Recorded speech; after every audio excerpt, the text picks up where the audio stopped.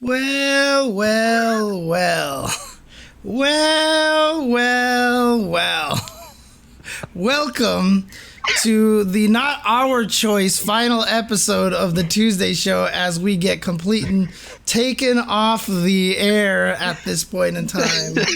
Yeah, even if this wasn't officially the last one, now it's officially the last one. Thanks a lot to TuboWare. Much obliged for the time on that one. Excellent.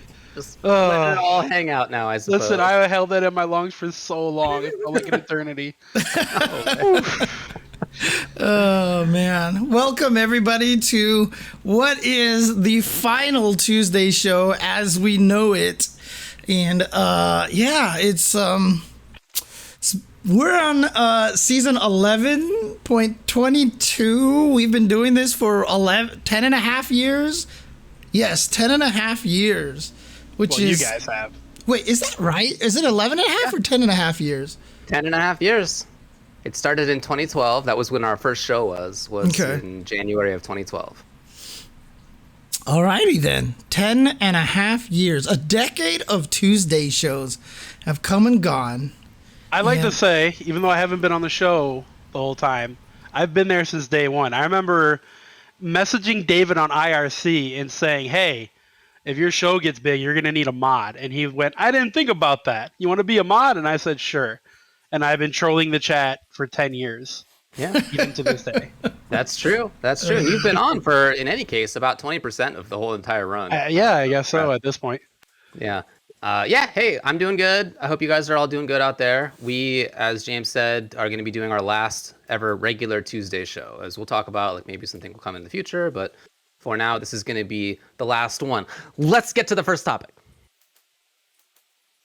Oh my God! I clicked on every wrong button. There you go. Why the Tuesday show is ending? I have no timers. I have no timers. Fuck timers. Okay, yeah, that's totally fine. Yeah. Why is the Tuesday show ending? So we talked about this briefly on the last show, but to reiterate for people who didn't see it or weren't around, it's largely because of me in the most immediate sense. I am taking on a new job. Thanks, David. God. It's his fault. No, I'm just kidding. Yeah. Well, yeah, basically. I'm going to be the general counsel of 10O. 10O is a company that does a lot of stuff in the FGC and elsewhere. They do broadcasting for a bunch of majors. They are doing pro tours. They do tournament organization stuff. They do merchandise. They have their hands in a bunch of things, again, related largely to the FGC, although not exclusively. So I'll be doing legal stuff for them as well as some business stuff for them. And I'm very much looking forward to that. They're guys who I've known for a long time. We've all known for a long time. And they've been doing really cool things for a long time. So I'm very excited to begin doing that. Tomorrow, I got a business meeting tomorrow morning. And considering, considering that, 10O, I think, has some officially licensed Guilty Gear shirts on sale right now. David probably can't be on a show where we talk about how the lobby is the worst thing in the history of the world. Yeah, really. But I mean, since the clients and people who I'll be working with are, in many cases, the people who we directly talk about on the Tuesday show in the past, it's not something I'm going to be able to continue to do in the future. That's not like an explicit rule that was handed down to me. That was more me being like, oh, well, if I'm going to be in this role and I want to take it seriously, then I need to do what I need to do a good job in it. And this is part of it. So as a result, largely, again, immediately, I am skedaddling. But as I mentioned last week as well, having done this for 10 and a half years, I'm ready to do other things, to be honest. Like I've loved it. We'll talk a lot about it and how much it's meant to me and to all of us.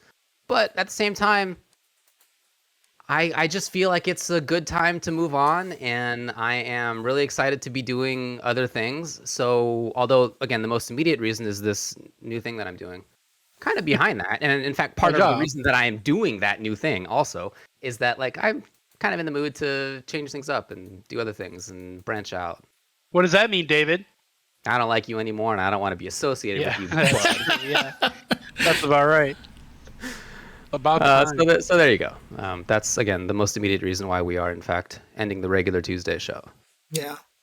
I mean, also too. I mean, obviously, Tubo, if you want to talk about your side of things, right? So, because retiring from FGC commentary and stuff. So, Yeah. I mean, I backed out of all future engagements with, fighting game commentary and just working events, period, in any form. If I ever go back to a fighting game tournament, which I will, I'm going just as a dude. I'm just a guy, a player. Nothing, beyond that. So, um, yeah. and with that, kind of it means that my interest in the greater FGC is gonna drop some. I can't. I'm gonna be playing other games and doing other things with content creation, particularly Rumbleverse. If you guys haven't caught on to that yet, and I'm gonna be dedicating so much time to that I won't be able to keep up with games that I'm not currently playing. So I'll probably just pay attention to whatever fighting game I play on the side, which will be DNF coming up, and I'm gonna be mainly playing Rumbleverse and doing Rumbleverse content and et cetera, et cetera. And so I just continuing to do the show just doesn't really fit into my future plans. I really Okay. it doesn't work for me anymore, and it just kind of lined up that way anyways. Yeah. With David having the job thing and me retiring, we didn't plan these to happen at the same time. Nope. Sorry about that. I didn't tell David and James until right before I made my decision and was going to do it at Combo Breaker. So nobody knew what I was doing, and David, I knew he was looking for a full-time gig rather than working for himself, but I didn't know that he was looking for one that would affect the Ultra Chen show. So it just things kind of lined up that way. Sorry. I mean, for me, I just got tired of Video Ninja's crap that they're just like crapping the bed on this day for some reason that everybody is coming out blurry for no damn reason. So, I mean, it wouldn't be the Tuesday show without technical issues. So it makes sense. So, it makes me smile. I mean, obviously, I'm not leaving this space at all. And I don't know if this is the right time to even talk about it, but I do have something that I'm going to stream in this slot next week. At least I have something lined up for next week. Should be a lot of fun. On this channel or on your channel? On this channel, I'm going to stream on this channel officially. I mean, do you want me to even say what it is, or like? You make your announcement. Why not? So hey, James, you're our guest. Can you plug your stuff? Next week, I'm actually going to be bringing Arturo Sanchez on, and the two of us are going to talk for like a couple of hours. He's going to interview me from his channel. I'm going to interview him from Ultra Chen. It's going to be like a double back and forth interview. 89. But I mean, honestly, what we want, the reason why I wanted to bring him on there, and I thought it would be appropriate, because obviously we would all like to talk to him, but I want to talk to him about some old man shit. Okay, that's why I brought up the age. I knew it. Yep. I knew where this was going. Yep, we're gonna talk some old man shit. So I think that'll be fun. But like I said, that's just next week. I don't know if I'm gonna keep doing that, or if I'm gonna try to find any other host or stuff like that. But we'll see. We'll see what happens. I'll keep working on it. What's the plan for the name of your new Tuesday show? Well, I have no idea, because I have no idea if I even have another host. I mean, I did one episode of a one-on-one interview before, and I called it One-on-One Tactics. So that's awful. Please don't ever do that one again. No. Sorry, James. I got chat. Come on, be honest. That one's rough, right? I agree. That's oof.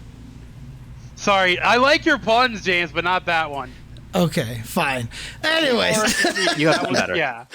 You've done way better than that. Okay, you're too good for that, is what I'm saying. Okay, fair enough.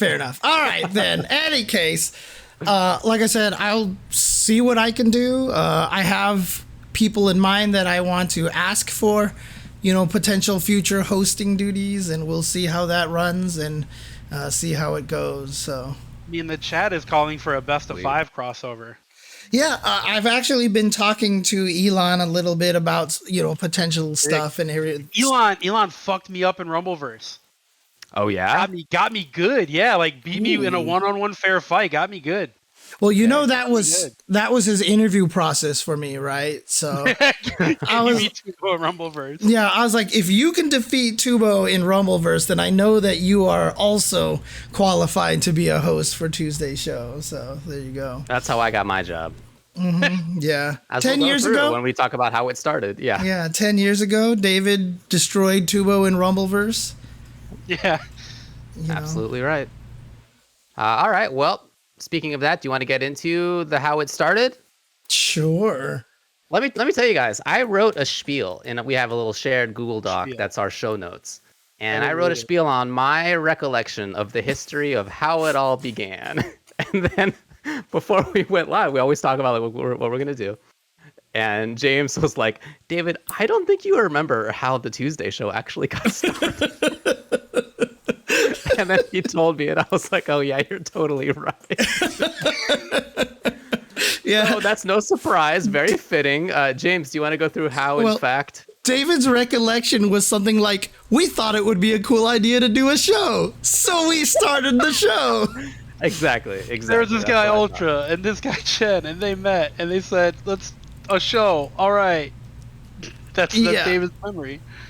Actually, what happened? The reason why the Tuesday show started. Make some noise. Tasty Steve with the raid. Oh dang, Tasty Steve with the raid. Okay, dude, Steve, you want to jump on the stream? Go. Yeah. With Stay Jam in like an hour. You guys should both come by because that's when Steven is coming. Yeah, we should just get you guys on here so you guys can talk about your time here on the Tuesday show. But the reason why the Tuesday show started was literally Kaneda, who was helping run Shoryuken.com at the time. This was when streaming was just getting started. Did we start on Justin TV or we started on Twitch, right? We started on Twitch. Yeah. It was like right after it went over, and Kaneda, who was running Shoryuken.com, and I mentioned this last week in our interview with Keats that, Wake Up SRK had a lot to do with where we started.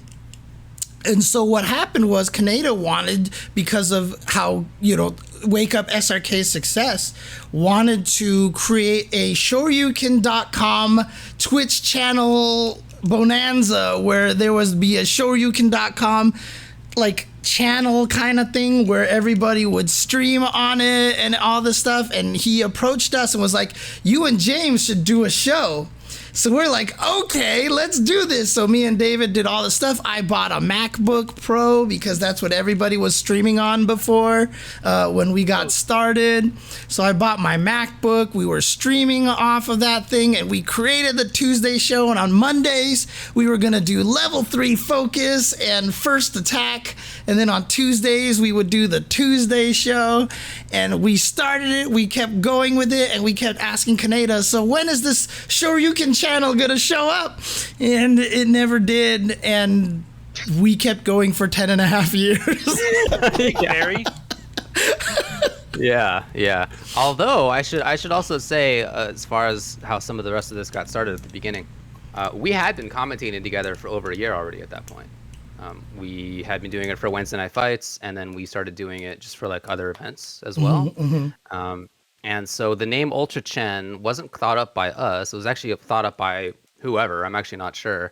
And it gained some popularity in the same way as Tastosis was a thing that people called Tasteless and Artosis, who are StarCraft commentators and kind of like pioneered a lot of the esports commentary, to be honest. So other people came up with that name. We were like, pretty good name. That's cool. The first time I remember hearing it is when we went to Fresno for that one tournament. Okay. And we were sitting there commentating, and someone called us Ultra Chen, like Tastosis. And I was like, what's Tastosis? Right. Yep. Whoa, really? Dude, I don't follow other games, dude. Come on. I don't follow RTS, and I know who Tasteless and Artosis were. I had no idea at the time. And yeah, so then they were like, you guys are like Ultra Chen. And that was when I remember. That was the drive home that was also super foggy. That when me and David were driving on the road, there was a turn on the road, and it looks like a car with their headlights was driving straight at us, and it was terrifying. Yeah, it was some classic super thick Thule fog in the Central Valley in California. If you've ever experienced that, it gets super wild out there. Yeah, so that's true. We also had already liked teaching stuff and talking about things in the FGC. Like we had both been doing that for a very long time. James had been doing FAQs since literally the 90s. Which is something that goes back even at that time was forever before. And I had been doing limited FAQs, but also just like talking a lot and breaking things down a lot on shoryuken.com and on IRC, etc. And I had actually done some previous media already on my own YouTube channel, breaking down match videos and the like. So this was like not out of our wheelhouse. I think when we began thinking about it, I guess when Terry talked to us about it, it made sense. Like there was a reason that we thought about doing that in the first place.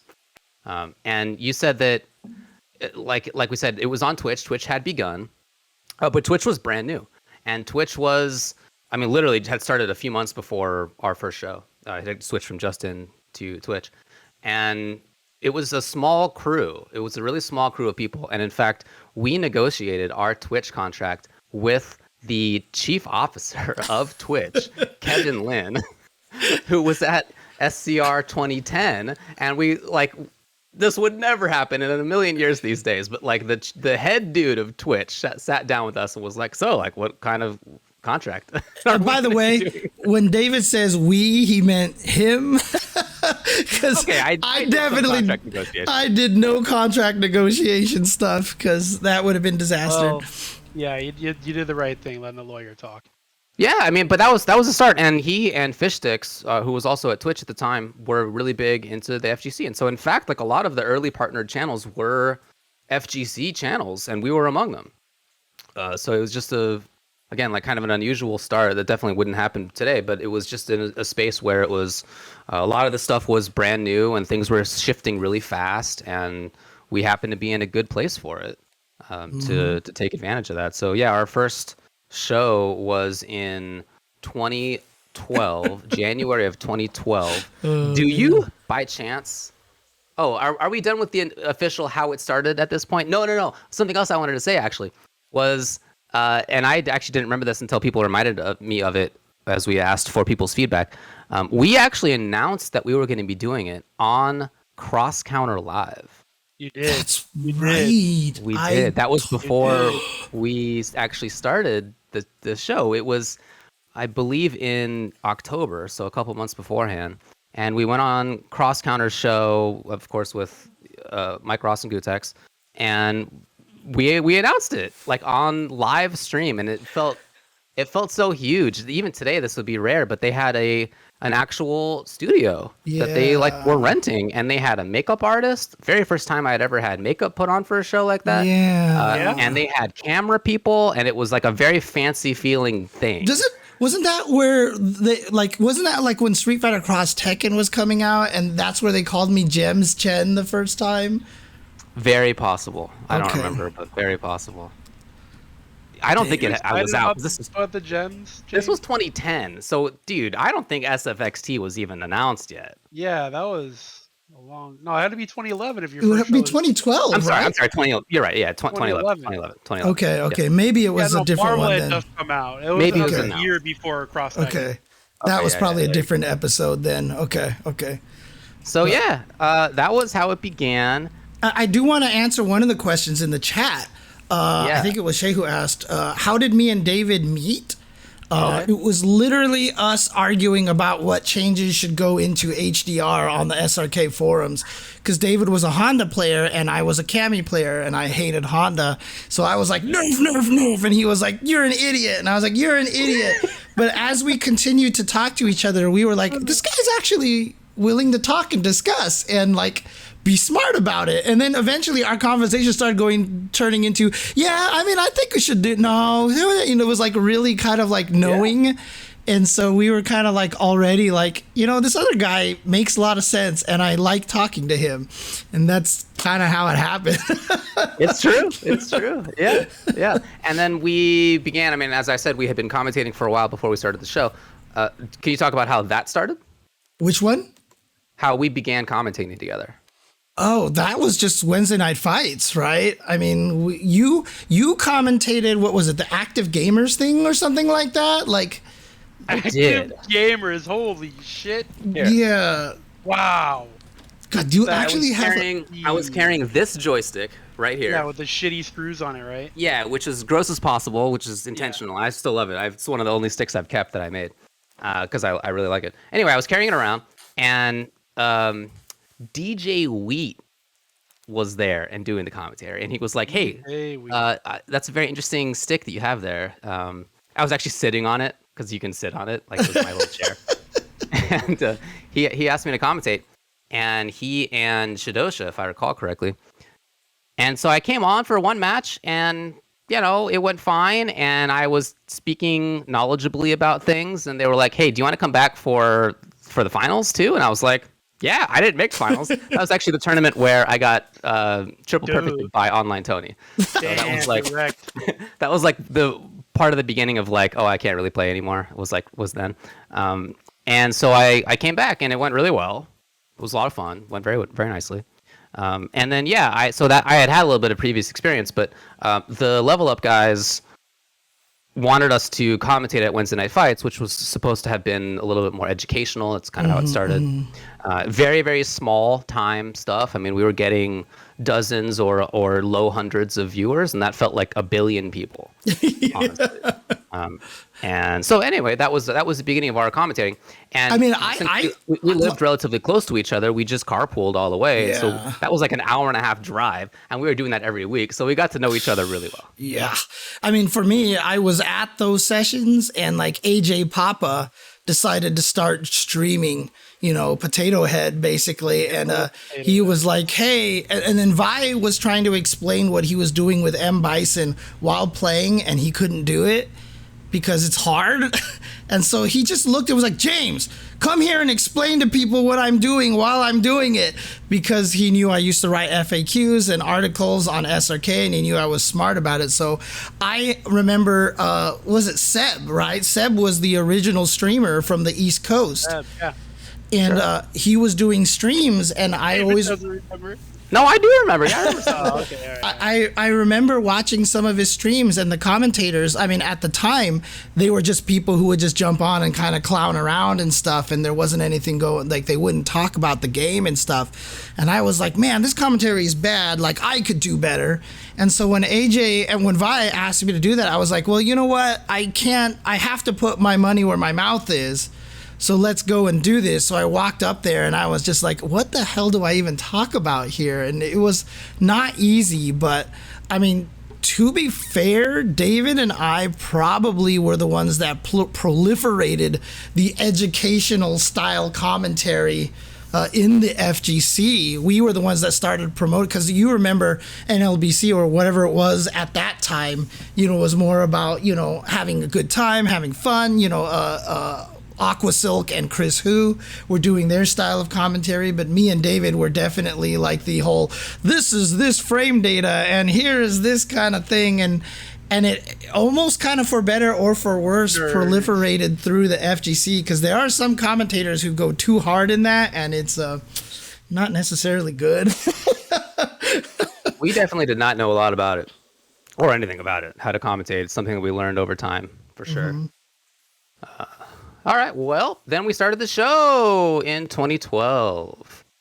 Do you want to move on to the how it went portion? Sure. So that we can start getting some how clips, it went up until clips. now. Yeah. How it started and how it went. I did that. I mean, I think David did that on purpose, and I definitely did that on purpose too. So there you go. Can you show the first episode? Man, let's do it. If 240p, recorded on a MacBook camera. Oh God, the ad is super loud. Sorry. So loud. All right, and dude, I can't even play this on mobile. Like, YouTube has not even rendered this video in a form that is watchable on a mobile platform. But they're all on the Ultra Chen TV channel on YouTube. Yeah, they're all there. Every single one of them is there. So if you want to see it, it's all there. Let's see. Is this the one here? Nope, that's not. Yeah, the you one. said earlier that we started the Tuesday show, but in fact, we started a show on Tuesday that didn't have a name, and we didn't know what to call it. And eventually, we got lazy about it, and those two guys started what eventually became the Tuesday show. Oh my god. Boy. Oh boy. Okay, yeah, actually, hang on. Let's just start this. Here you go. Okay, cool. So we're on. Welcome to the first Tuesday night show of Ultra Chen TV.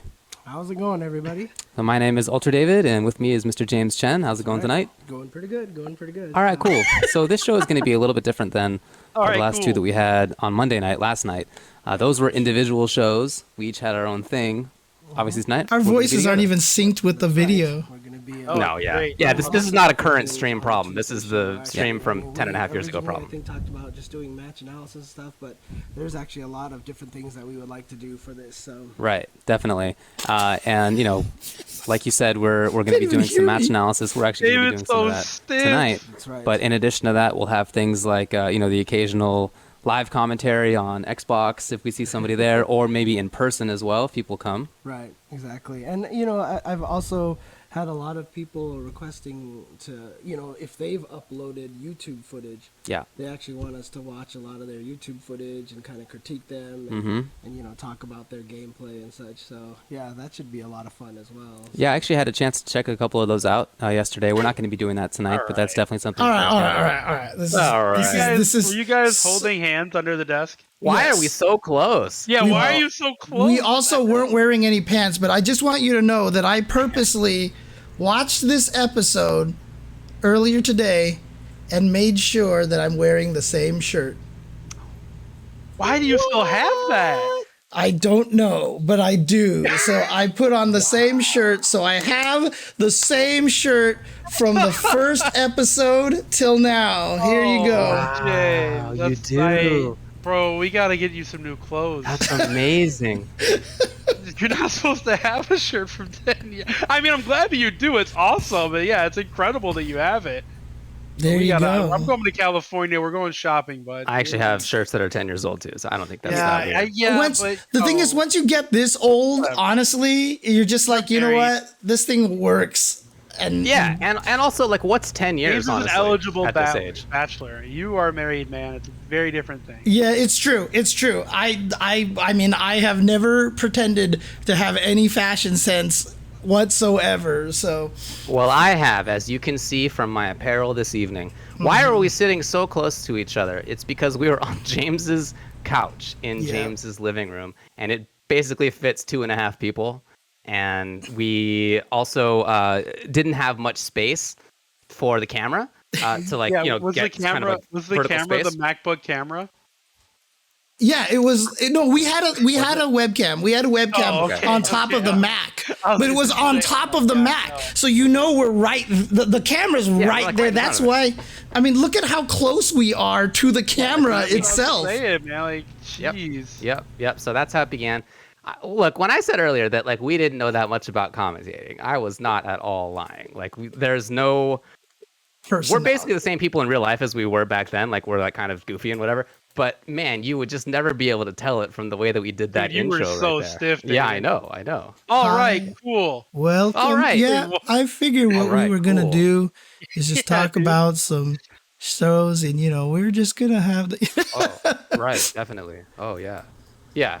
So that's very funny to go back and check out. But again, that show didn't really have the same much of anything. We didn't have the name for it yet. It was just a show that was on Tuesdays. It wasn't really just about news at that point. It was like we were talking about breaking down match footage and stuff, which not something we kept up, of course. So a lot of things changed about it. But yeah, that was the very first episode right there. Congrats. Yeah, but Good it's work, funny everybody. because Somehow that lasted for 10.5 years. Unbelievable. it was crazy too, because right in that first episode, I used the phrase, "How's everybody going?" Like Kyle P. And it was you and my ex that were like, "Why do you say that? Why do you say, how's everybody going? That's not a thing." And I was like, "What are you talking about? That's not a thing. That's totally normal." And they were like, "No, it's supposed to be, how's everybody doing?" And I was like, "Really?" then I discovered that people ask how you going in Australia. So I knew that in my heart I was trying to attract the Australian audience. And massive success at that, of course. Yeah, and I think David, you linked that video where I like said I was turning it into a catchphrase now here. And YouTube, look at this. We couldn't even stretch it was so old that the processing couldn't even stretch the video properly here. Yeah, to be clear, when we uploaded this, it was in the proper aspect ratio, and then over the years, YouTube's 24:9 ratio. Yeah. I really don't know why it now looks like this, but now it does. Hey, welcome to Tuesday. Are we on? Yes, we are, but I have a commercial running in the background making noise. Okay, What was I see. thinking? Well, hopefully you're able to watch love this. it. Welcome to Tuesday. And My name is parted UltraDavid. hair. We have Chen. how's everybody going? By the way, we had audio I'm problems at the doing it beginning. on purpose now. Oh, really? I'm doing it on purpose now. I'm turning it into a catchphrase. Okay, well, I respect that. if that's the case. Because it sounds normal to me. I don't know. I don't get it. Like, how does that sound normal to you? I don't know. It's never sounded bad. I always have this little, like, when I hear that. Like, I know. It's like some weird amalgamation of how's it going and how's everybody doing. I feel like David's Wait, gonna maybe time you did for say how's it railroad going this tracks. time, and I just thought that you said... I know. I How's said how everybody- everybody's going, didn't I? Or did I say it wrong? What? Jesus Christ. I can't stop staring at David's mustache there, dude. I feel like he's gonna tie me to the railroad tracks and twirl his mustache. See? I have no memory of ever having a mustache like that. That's Why very did you part surprising. your hair like that too? You look like a weird mustache Viscant. 20s I really don't know what to tell you, ringmaster. That's what he looks like. 20s ringmaster, dude. I love it. So that was season 1 still. That was the last episode of that season. So that was like in... So in a year, you grew that mustache and kept it, basically. Oh, no, you know what it was? This is early November. That was actually because I had dressed up as Freddie Mercury for Halloween the week before. Oh. I now remember. Okay, okay. It was a good excuse. At least it was a good excuse. I How do you remember that? How is that a thing in your life you remember? Great question. God damn it, Dave. Great question. Dude, I hope you donate your brain to science because we need answers. Oh, boy. No, that was actually 80s Freddie Mercury. Thank you very much. I wore the white shirt, and you guys know what he looks like. The tight white pants. Did I have tight pants on? Probably. Yes. If you're Freddie Mercury, yeah, you wore the tight white bell bottoms. I guess I must have. Yeah.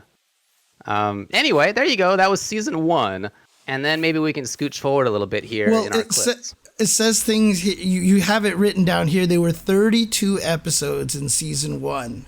So out of 52 weeks, we did 32 episodes. And a lot of breaks there. Not very dedicated, guys. Not very dedicated. I mean, the craziest thing about this, honestly, is, I really do believe the Tuesday show is the ultimate example of gym buddies. Because, there's no way David nor I would have done the Tuesday show for 10 and a half years if the other one wasn't there, basically. This would have died in, the first season, I think, and it would have been over. But, we just got to this point where it was like I know the other guy doesn't want to do it, and I know, but, I don't want to be the one to be like, let's not do it. And so, it just kind of kept going. No, that's what I meant. Gym buddies or gem buddies. Yeah, like Dubu says in there. So. Ugh. But that's basically what it was. And somehow we just kept it going and it became a ritual for us. And you know what they say, the way to turn anything into a habit is just to keep doing it for 10 years. Yeah, 10 years. I think we've hit our stride now, David. Yeah. I think we should become regular about this finally. Yeah, exactly. By the way, guys, just to give you news, we are ending. Yeah, anyway. Yeah. So in 2013, season 2, we did 42 episodes. And then in season 3, we did 48 episodes. So we only missed 4 weeks? Only taking holidays off. That's what I love to see. It's true. That's all we took off. And in that season 3, we got a new table and location. Oh my god, it felt so cool. Yeah, hang on. I remember us going. It was so funny because we went to the furniture store to buy a desk, and we bought a computer desk, and we switched it backwards to make it look like a computer desk. And weirdly enough, the guy who sold us that desk saw me and was like, "Didn't you buy a couch from us like 8 years ago or something?" And he was totally right. And he was like, "I don't know why, I just have a memory of these kind of things." And it was really kind of freaky. The couch that we were sitting on for the show literally was bought from the same furniture store. And that's what he remembered. So, yeah, but here we go. This is the new desk. Dude, Tab2GG, I have crazy memory. Is this happening? Yeah. Hey, what's up? This is our new thing. This is UltraDavid TV. I'm Davey. This is James. Try not to hit the table too much. Oh yeah, that's right. We have this fancy. Oh, you can see the mic. Yeah, you have to see them. I don't know where else to put it, to be honest with you. So look, we don't know what we're going to be talking about. We have like no topics. Because nothing's really been happening. There's like not that much to talk about. Oh yeah, just hit the table. But we do have this new studio, and we're working on it. It's definitely not done. Yeah, the lighting is really bad, Yeah. so we're gonna have to fix the lighting. And then I was streaming just fine yesterday. Yeah. I don't know what happened with this screen size right now. Like our screen size is ridiculously small. I don't know. So when people see this, I'm gonna be messing with this as we go. So it's gonna look really funny because I'm gonna be like totally just screwing with this. Well, don't expect me to fill time very well, because like I said, we don't know what to talk about. We're moving the screen. Let's see. So. Oh, jeez, we're so professional, dude. I think you do solve it right after that, though. I'm pretty sure you embiggen the screen and everything's fine. Yeah. All right, let's see how long it takes for me to embiggen. There we go. I embiggen the screen. Do something up here. Nice. It looks much more cromulent now. Okay. Cool. There you go. Exactly. All right. So that was in James's downstairs area, and so we moved locations and we got this desk. And yeah, I mean, James said we bought it like with money that Ultra Chen had made, and that was the first like purchase that we did because this show has never made a lot of money. You mean, but it felt really TV big. LLC made that purchase. It sure did. Dude, the Tuesday show, I mean, when we started and there was the Tuesday block of Cross Counter TV, the Tuesday show, and then the show that sucked. We used to get like regularly like 1,000 viewers and stuff like that in the stream because there was nothing else. Then all these other shows that were more entertaining and like cooler than ours showed up.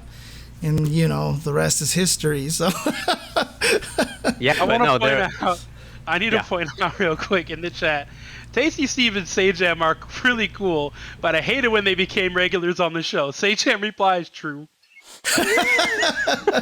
You're right. You're right, dog. All right, I might kill the audio. Hang on 1 second, because David and Tubo's volume keep dropping. So I'm just gonna raise the overall Discord level here. Dude, I'm looking at my device settings and it is constantly dropping down to 70 or 60. Just and I'm leave it. Constantly having to put it back up. Just leave it. I'm gonna turn you guys up on my end over here. So turn my headphones up. Good work, everybody. There you go. Okay, there we go.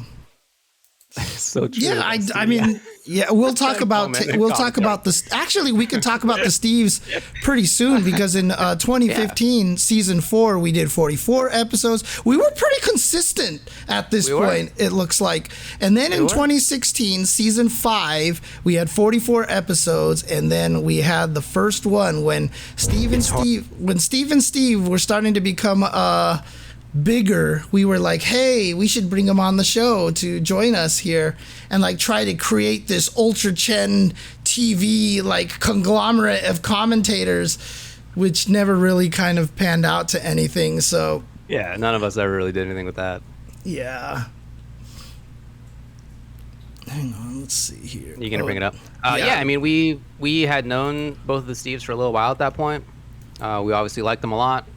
It was really far for them to go, so it was super cool that they came as often as they did, which was, as we'll talk about, for just over an entire year. Dude, it's crazy because now we're doing this all remotely. It's too bad we just didn't have it set up like this before, because I mean, these guys, we were like, I remember like Steve would sometimes show up via Uber, and so we would use the Ultra Chen coffers to pay for that and stuff. And that's right. Yeah. What's going on? This is the Tuesday show. I'm UltraDavid. It's like one day we bring you here, we lose all professionalism with you mumbling on stream before we start up. Oh, did you miss it? You missed the beat? Yeah, I was like, okay, we're starting, and then I hear from He's over here talking about his bead. I'm sorry. God, wow. I see how it works. Hey, what's up? This is the Tuesday show. I'm UltraDavid. And I'm James Chen. How's everybody going? This is Tasty Steve. I'm Steve. You gotta have some intro thing. You gotta. Yeah. Some intro? You can work on it. We work on it. I was waiting for him to do it, and I was like, all right, fine. Yeah, James has his thing. You're pasty, Steve. Yeah, you're Tasty. pasty. So That's been certified by Mike Ross. certified. Been But certified. he's like, I like pasty. Here's the thing, right? Like, you insist on the PH thing, so I still think we should call you Steph. So we should Look call at you his Steve face. and call you Steph, That makes like total Steph sense Curry. to me. That way I know who I'm talking Dang, about. I So when referenced sit here Steph and go, Curry? oh, Steph said this, or Steve said this, or hey, Steph, what do you think about It will this? be so. All right, so it's Wow, God. you just bullied Sajam into taking a name he clearly didn't want. He didn't. Yeah. I don't want to be Steph. What the hell? Yeah. Did you see his Damn. eyes and his face? He was like, "Can this guy stop talking about this?" Dude, seriously. Dude, I will tell you one thing, though. Sajam is right. It was fucking hot down there when it was the four of us in the summer. And in fact, we ended up buying a giant air condition unit just to try to cool down the room. And it never really worked. We were like Great. sweating down there, dude. It was ridiculous. It was kind of bad. Yeah, really hot in the there. air conditioner was really loud, too. I mean, if you shove it into a basement or wherever the hell you guys. He's in a basement. Yeah. Yeah. Yeah. I mean, that was gonna it was be a loud. blast having Steve and Steve on the show. That was a lot of fun. We all are all friends and we rag on each other, as you could see in that, as James was ruthlessly ripping on Sajam, just a complete jerk to Sajam. I think you mean Steph. That's Steph. Steph, yeah. Now, it's crazy. I turned these guys' volume up, but I feel like they're lowered now again. I'm not. I have touched nothing. I'm How- at 72 over here. All right, how do didn't turn it people up. hear? I'll Dude. turn my shit up. Oh, you know what? You know what? Hang on a second. I think I can do it. I see what I did. Okay, audio issues here on Ultra Chen TV again. Try now. Hey, Hi, I'm talking. There you go. There we go. Yes. Golly gumdrops. My tech skills continue to dominate. Like I said, guys, don't worry. I'll have this all straightened out by tomorrow, by next week's show, dude. Too late, by James. the We're next sick of Tuesday it. show. We're quitting. It's Yeah. over. Yeah, look, it was a lot of fun having them on. I completely understand why they would not want to drive out to Santa Monica every week. And in Steve's case, it was more like hope that Sajam can pick him up and or get an Uber if not. Like that's just what a hassle. But I really appreciate them doing it for as long as they did. Are you coming on the show, Steph? It was a lot of fun. And Steve? I mean, it was where it all, we learned about the Tasty Steve tech, where Sajam would literally call him like an hour before he left his home and be like, "Are you almost ready, Steve?" And Steve would be like, "Yes." And then he would start drive. Before he got into his car, he would call Steve again and be like, "Are you almost ready?" And Steve would be like, "Yes." And then while Steven was driving, he'd be like, "Are you almost ready?" And Tasty Steve would be like, "Yes." And then by the time he got to the house, Steven would be like, "Are you ready?" And Steve would be like, "Yo, give me like 15 minutes." Blown up. Yes, right, Tasty. Can we bring them on? They're both in the chat. Why don't we just bring them on the show to hang out for a bit? If you guys would like to chat for a little bit, that would be cool with I mean, us. they're in the chat. Yeah, well, just come hang out, boys. You guys don't even need to do camera if you guys just want to jump on with Yeah, microphones, just top dude. in voice chat. Just top in Come voice on, chat. come on, dude. Okay, you guys should be able to jump into the Yeah, Ultra if Chen. you're in the Ultra Chen Discord, which you should be. I don't Yeah. think they can actually just jump in. I think they can because they've been guests on our show before. Yeah, but I take away guest privileges. Are you every time. serious? Damn. We would have a bajillion guests in there, but I can give it to them right now. Dictator Tubo, dude, is removing All right, roles. they should both be good. There you go. Yeah, hop in the voice chat. Yeah, actually, no. Yeah, Steve will be ready in 15 minutes. So All right, you should both see the show calls one. You can hop in for a bit. Yeah, anytime you guys want to. But yeah, I mean, honestly, the Steves were there for about a year because that was the 14th episode of season 5. And then by the 17th episode of season 6, that was the last one that they were on. Hey, what's up, Steph? I do not like the way that you call it the 17th episode of season 6. Like, it's like The Simpsons or like Futurama or something. It is like not okay. I'm like, oh yeah, I remember episode 17 of season 8. That was a banger. It really went downhill in the 9th season, though. Bro, I mean, how else would you label it though? The show is that old. That is absurd. I can't believe how long it's been. It's wild to think about. Dude. It is. I Yeah. mean, how long did it take you to drive to my place? Like, Well, it took like 25 minutes or 30 minutes to get to Steve, and then probably like another 35 from there or something. Jesus, yeah. And then we went to Sujita after. Yeah. And then after Sujita, it was like 45 minutes back. Dude, I used to always tell the story. So there was the donut shop I took you guys to, remember? And I had never gotten the breakfast sandwiches at the donut shop. And I took you, I was like, this is the bomb donut shop. And we went there. And I remember Tasty Steve ordered the breakfast sandwich. And just, you know, in pure Tasty Steve fashion, at the donut shop, in front of everybody and a bunch of customers, he was like, yo, this is the best breakfast sandwich I've ever had. This is legit. Like, yo, this is the bomb. I might be hungry, but like, this is legit, like the best breakfast sandwich ever. Yeah, and I tried it and I was like, damn, this is pretty good. The thing is like, you'll never be as happy about anything in life as he was about that breakfast sandwich right then. And it's like that every hour for Steve. Yeah. It's like every hour that moment happens. Yeah. Yeah, it's pretty remarkable. That's something that happens like a few times in most people's lives, and Steve is just on that level. What's the brain chemical that gives you the good feels? Oh, the serotonin or the serotonin? He has infinite serotonin. That shit is just going ham. Like, it's pretty wild to see Tasty Steve interacting with people at events who come up to him and say hi. Like, we all enjoy that. That's like a fun process for all of us. But the way that, like, you know, I'll be like, hey, what's up? Nice to meet you. You know, like that kind of like level, and Tasty Steve will be like, yo, it's so sick to meet you. Oh my god, I can't believe that you said hello to me. This is amazing. I've never had more fun.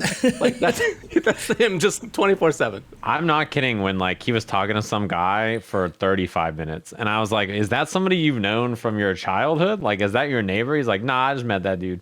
He's cool. I was like, what? He's like, I don't remember his name though. I was like, dude, that was just now. I remember his name. I mean, but yeah, me and the two Steves, because the thing is, David would always go home because I think he had like a serious girlfriend or something like that at the time, you know. Whatever. You know, we began dating literally the month after we started doing the Tuesday show. Really? Oh my god! In February. Kelly, you've been with Kelly for that long? Yes. God damn, dude, you're old. Dang.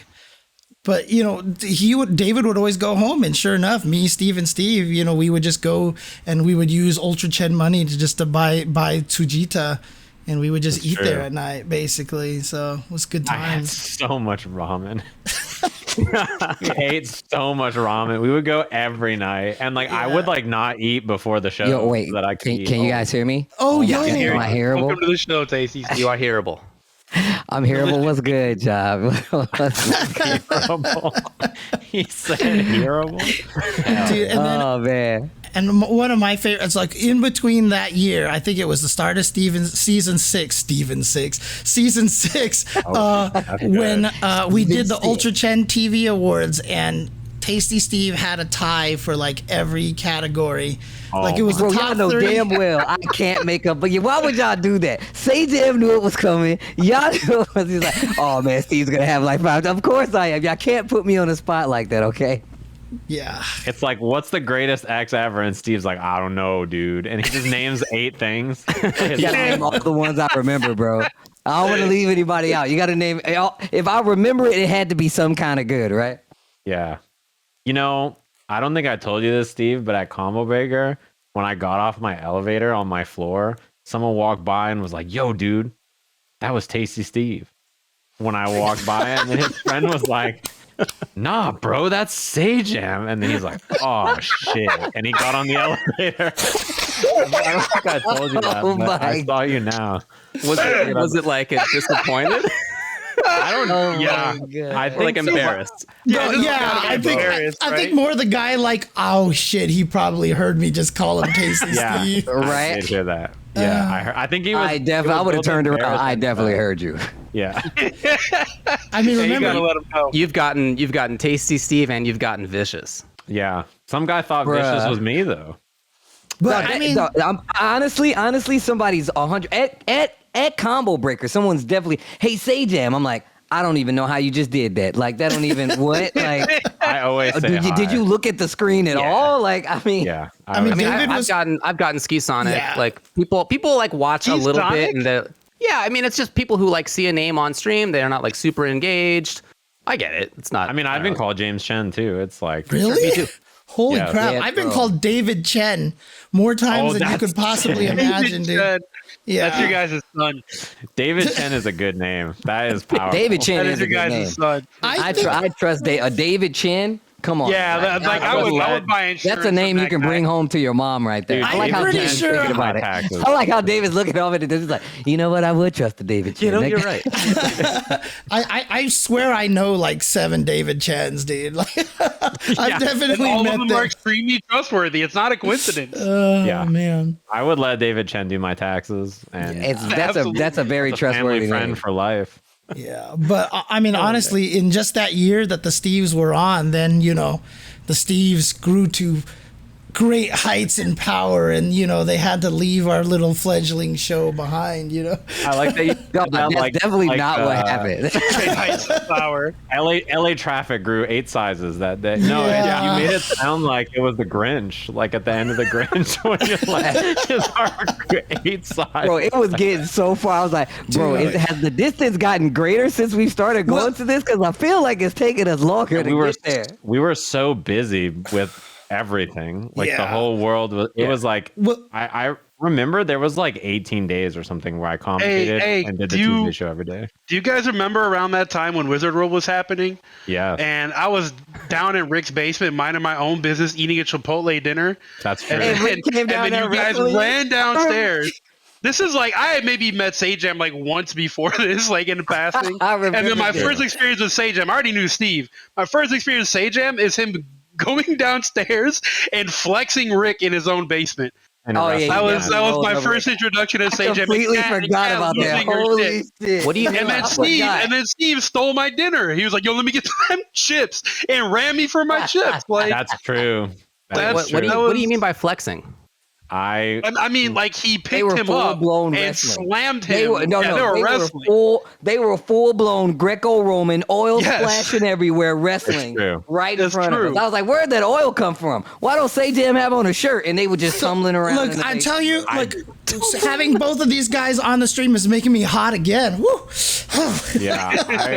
I have video of it. It was hot Ryu energy. I definitely beat him in a wrestling I like match. you did that. I You did definitely win. beat him. And I mean, not- you were are a correct. professional won. wrestling coach. Yeah, that's true. I was, yeah. But you know how Rick is. He's like, I find your experience unpalatable.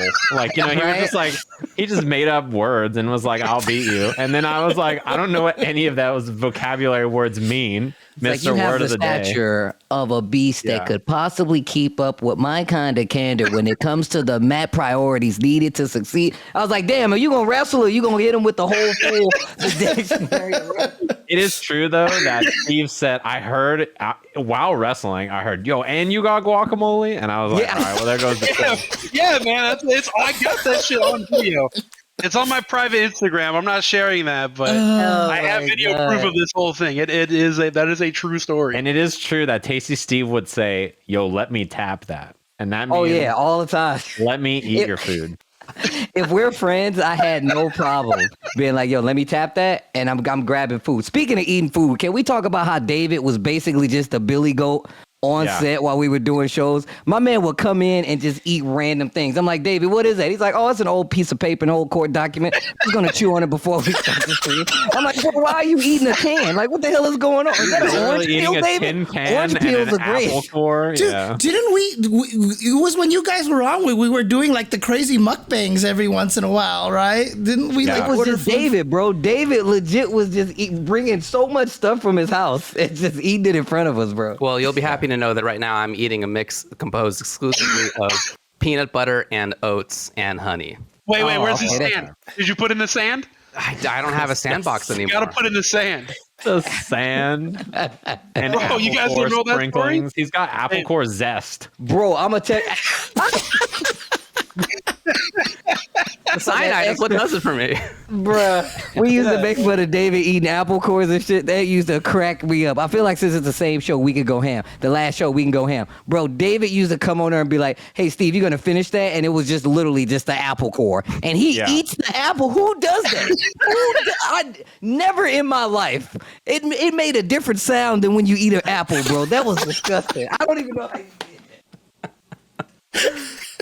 Different sound, huh? I mean, because it's not an apple. It's like no one eats that, man. No. You're eating the remnants of an apple. You just like that's like eating a chicken bone, David. You out here eating chicken bones, David? And he made it seem so normal. David was like, so what, normal. you guys don't eat the core? Like he was Bro, I felt bad. I felt like I was a wasteful human being. Because David was so eco-friendly. David was so eco-friendly with his food. He was like a human garbage disposal. It was like nothing was left behind. Like he would eat the extra straw that they give you, the combustible straw. They're like, yo, David be like, yo, I got it, guys. We got to make sure. He was like, are you going to finish that banana peel or are you letting it go to waste? I'm like, okay. All right, dude. Eat those orange rinds. No food left behind, man. I'm in the food marines. That's what I do. I make sure that nobody gets left behind. That was horrible. Oh he was the God. human, compost, dude, basically. I was actually amazed every time he came in with more food. I'm like, damn, my man David always ready with just a little trash bag full of garbage. He's like, yo, you guys want any of this? I'm gonna eat it all. Dude, I keep saying garbage, but it was so many different kinds. Dude, he used to give me a lot of like pieces of food, and then he like because Kentley would bake snacks all the time. And she was always trying out things. She would just have the giant excess of desserts. And he would bring them over all the time for us to eat. I definitely ate a lot of desserts thanks to her. Mm-hmm. And I've the last time I saw David, the last time I ate desserts because of Kentley. Last time I saw David, wait, not the last time, but the time before that I saw David, I definitely had desserts, and it's because of Kentley. So I definitely appreciate. How would I have a single bite of Kentley's baking goods? Didn't I bring something to like Frosties or thereabouts? You never brought me anything. No. You never mailed me anything. It was at Capcom Cup, right? Oh, Capcom Cup. It was like, fucking yeah. TuboWare a Capcom Cup. Okay. Me and you, Tubbo. It's okay.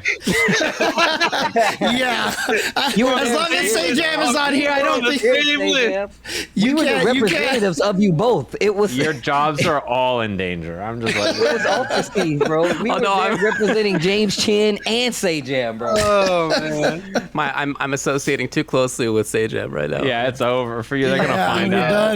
We're done, dude. Game over, man. Game over, man.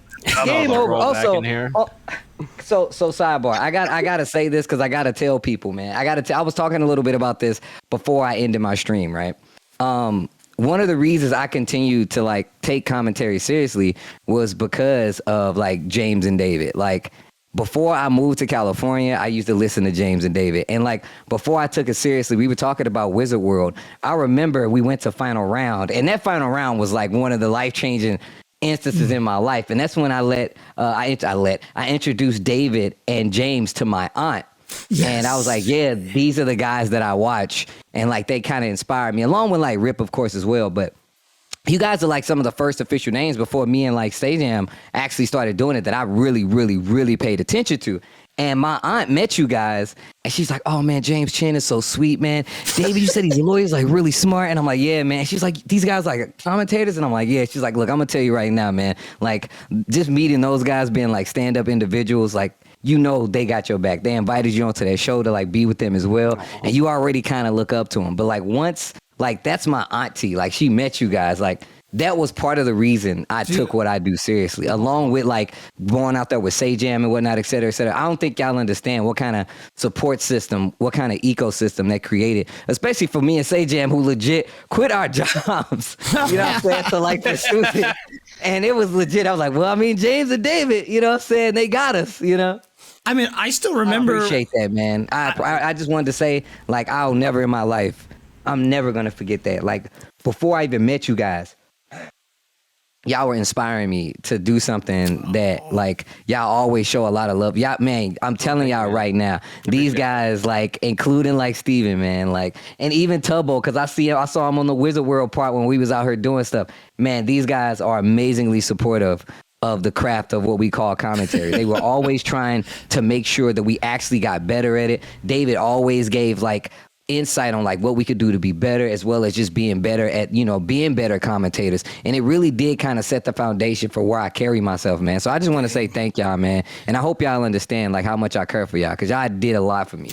Y'all did a lot for like me being confident enough to do this. This goes for you too, Say Jam. You know what I'm saying? You already know what it is. But you guys really did. Y'all shaped what commentary is on a major, major, major scale. It's YouTube. Like, if you think I'm any good, look at yourself, you know? I do appreciate that. That's very nice of you to say. I think that you're one of the few of the commentators who's like naturally predisposed to this. Dude. Like, you didn't need to like learn it in the same way that James and I were saying earlier. You guys saw earlier when we showed the first episode and what that looked like. Boy, not good at all. But you, the very first time you ever got like any wide notice was the Power Rangers thing. Like, that's just you forever. Oh my God. Dude, I have shown the Power Rangers thing on my own stream so many times just to show people the kind of person Steve was. I mean, the thing is, I remember meeting your aunt, and I distinctly remember telling her how much that you were just an amazing human being. Like, you know, that's just the thing, is like when people meet you, like, I think that they just understand right away that you are just like someone that, you know, if you can get on his good side, you can trust him forever. Hey, I you know what? have a litmus test. Say Jam, you're pretty cool too. I just want to say this is not a big Steve hour. Well, I mean, Say Jam hasn't said and hasn't waxed nostalgic yet. So you can only say nice things about Say Jam when freaking he says something nice about you. You know what? I'm gonna tell you guys a Say Jam story about why I love Say Jam so much. This is Evo 2016. 2016. It was my first time commentating Evo, and some things happened, and apparently some people got a schedule that said I was doing Top 8 Marvel. I never got that schedule, but some people told me about that schedule, and it hurt when I wasn't actually on it. Say Jam came to me in the KI suite that night, and I was fucking blackout drunk. But he said some real nice things to me about my commentary, and I burst out in tears because it just touched me that much. And from that moment on, the biggest Say Jam fan in the world, right here. Can I show this clip? By the way, everyone wants to see the Power Rangers. No clip. way, is it the Power Ranger clip? Oh man! Wow, y'all gonna do it while I'm on the air. Wait, pause it. What year is this, Steve? I actually have no idea, but all those people are still my friends to this day. It's 20. It says 2010. It says 2010. 2010. It's probably 2010 then. And in East St. Louis, bro, the TVC days. Bro, you know what was crazy about this tournament? Because I forgot, like, some out-of-town players showed up, and we were really, really hype about it. But yeah, man, this is the first video I ever got record. I was with a random ramen spot. Let me play this. Go ahead. You make that? Mr. Sato. Did you make that though? I had people make it for me. That's what I'm fucking talking about. It don't matter. He's a this nigga ain't wear fucking outfit. You on a video game. Dude, for real.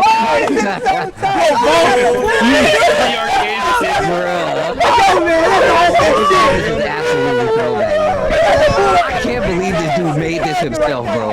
It'll be really hard to morph, but still. This is the shit.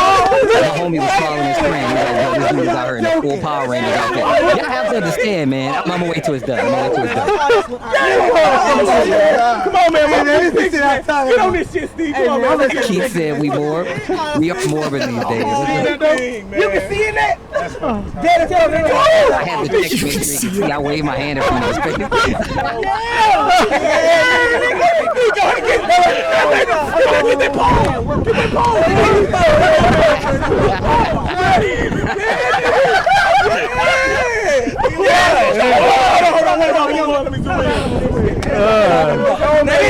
Bro, this is my childhood walking around. That is the best line I've ever heard in my life. I'm just saying, man. Yes. Look at the flip phone, says Keith. So first off, let me tell y'all have to remember, just for a little context, this is probably the first time in my life I had ever seen cosplay. Until this day, it was all just Halloween costumes. I'm like, look at these people in Halloween costumes. I'm like, bro, you made this? He's like, I made this. And my head was like, I could do that too? Like, what the hell? Dude, I mean, but again, this is just kind of the energy that Steve purveys, just naturally, I mean, and again, the funny thing about it is, I also like to tell the story of when the four of us went to go see Winter Soldier in the theaters as well. We had so much fun, man. We had so much fun. Oh my God, Steve, dude. like, I mean, during the flex, the helicopter grab flex, where he like switches his arm and starts like pulling the helicopter. Like, this is the second time Steve has seen this movie, and he was like, he's like looking at his arm and he's flexing it, and like there was like only like a few other people in the theater, and there was these two girls sitting behind us, and they started dying laughing, dude. They were laughing so badly. Like, you would think that people yelling in the theater would be annoying, but that's just like kind of the energy that Steve had, is that he started yelling that and these girls were just like super cracking up, dude. I got to see Civil War with Steve, but I didn't sit next to him, thankfully. Oh, you're safe. Yeah. No, I tell people that if they don't like Tasty Steve, I don't trust them. They're just that makes them an unlikable, untrustable human in my eyes. I'm like, I just don't. You're not real. That makes sense. That's like a litmus test. I'm gonna tell y'all right now, man. I really appreciate having you guys on for the year that you were on. You're both still good buds of mine, and I'm super excited for all the things that you have been doing and making on your own over the last. What was this? 2016. God, that was so long ago. I don't even think about the time. But yeah, wait. Say, Jim, can I tell them the story? I'm super stoked for all the stuff that you guys are doing. Oh, what's up? Can I tell? So I remember when. I don't know how many times me and Sajam have had this. We talked about this outside of this point, but I remember when you guys approached us and was like, "Hey, man, you guys want to come on like the Ultra Chin show?" And we like, bro, like we had to have a sit down. We were like, bro, but they're like legends, bro. Like they're like, it was just real life. We were like, oh nah, bro, this can't be real. Is this? Yeah, we were legit like freaking out. We were like, bro, this is not real. Like we just random guys. How do they even know who we? It was one of those. Like, why do they want to do this with us? I remember that year, Steve and I talking about how we were gonna be broke and homeless. We were like, it's over. Bro. We were like, this is the end. We got no work.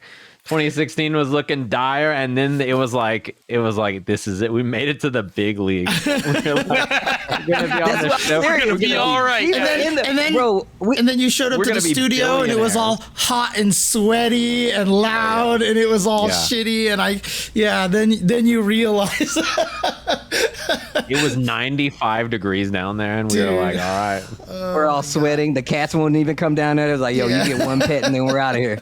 We get one pet and then we're out of here. You guys are very much legends yourself and have been for a long time at this point. Yeah. So, I mean, honestly, being on the show for as long as you were. I mean, like, honestly, talking about Twitch and streaming and fighting game content. I mean, Sajam, you are basically the premier channel. You hear me right now, right? You hear me? Like what? Like who don't know Sajam? Who don't know Sajam? Like straight up. My man got a whole game show. Do you know how many times I got to I have to say out loud that I don't have my Sajam Pokeball with me because it don't matter what country, bro, it matters not where I'm at. I was in the Philippines and persons walk up to me, "Hey, do you know where Sajam is?" I was like, "Damn, I don't even think he said he was coming here. This is a Tekken event. Like, why would he be here?" And I was like, you know what? I gotta tone it down. I was like, you know what, man? I didn't even bring my Sajam Pokeball with me, bro. I'm in his Pokeball. He's in my Pokeball. We just not this time. He's like, oh, man. tell him he's the best. You know, like like that's what happens. I feel like I gotta psychically communicate it with Sajam because we don't get to hang out with each other so much. So I'm like, yo, this guy definitely asked for you. And then Sajam's like, somebody asked about you too, bro. I mean, and honestly, that's what like one of the things that, I mean, you just said it, Steve, like that the Goichi victory at Evo is still like one of the greatest like Evo moments there, because we don't get to hear you two commentate with each other that often anymore. And when you two guys are on together, I mean, that call there too, like the call that you guys had, the camera work, like that whole clip of Goichi, every time I think about it, I get emotional. But like you guys did such, like that's one of my favorite FGC clips of all time because of the way the whole thing came together. Like, honestly. Well, I think we should, go on. I was just going to say, I think that's like the only time we did commentary together at Evo. Yep, I think so. Really? I don't we think don't get to commentate like that with each other. Yeah, for some reason they're like, man, these two are swell. Let's never put them together. They stay in opposite sides of the venue the entire time. For his own safety. I heard that Steve guy, he gets pretty rough. We're gonna keep him away from our lovely Sajam. We gotta make sure he doesn't hurt the good one. We gotta make sure. Yeah, Sajam's never wrestled or anything like that, right? He's defensive. Yeah, definitely not. He can't pick me up at all. What do I weigh? Like 100 pounds? Like he can't throw me. You're Ryu size, but actually you're like 5'8", 187. But like actually, Ryu, you're like really built like Ryu. I'm like, this guy's too big. He's too powerful. All right, well, we should probably move on. Okay. No, but I mean, it's been a blast catching up with you guys. Really appreciate you having been on. Not just now, but the year that you were. I think you're fantastic, and I really respect you, and I really like you guys, and I'm glad to have been friends with you. So thank you. And anybody who watches this show, if they don't already watch your streams, Hey Jam, I don't know what they're doing. Basically, there's nobody. Steve, he streams too. And Steve I stream a little bit. Yeah, I stream a little Steve, bit. man. Steve will not play me in Guilty Gear. I don't understand. That's not true. Hold on. Steve, is your Saint Cobra? That's fucked up. He will not play. That's fucked up. First off, don't you ever in your life. That is mad disrespect. Do you know how many video games I play, bro? Do you know? Dude. Do you actually understand how many video games I play at one point? Do you understand what level of gamer I am? Do you not get that, bro? He's still playing. Yo, I tell you what, Jam, we can play tonight, bro. We can play tonight, bro. You want to play tonight? We can play tonight. Actually, I want to set up the room. I want to set up the me, you, Yipes room anyway. But look. Before we get out of here, book an appointment and this is I swear to God. So look, first off, I just want to say before I get out of here, yo, James, David, Tubbo, y'all already know, man. I love y'all to death, man. Like, there's been so many things that we've seen that I've been exposed to, and it's because of what you guys have taught me and what I've learned side by side with you. This goes double for you, Say Jam. You already know it, but you guys are very much a pillar of what I've learned to do, and I'm glad you guys did what you guys did, because I'm telling you right now, I would not be the way that I am right now, but because of not looking at you guys and what you guys established. So thank you guys for even taking a chance on me and Say Jam. You know what I'm saying? I greatly appreciate it. And you guys all know that y'all my homies, man. I'm always going to have love for y'all. No matter what y'all do, no matter where y'all at, no matter where y'all see me at, we will always be cool. And I know you guys are going to be all right, man. I know I'm going to be seeing you guys. I better be on commentary still with you guys. I know that for sure.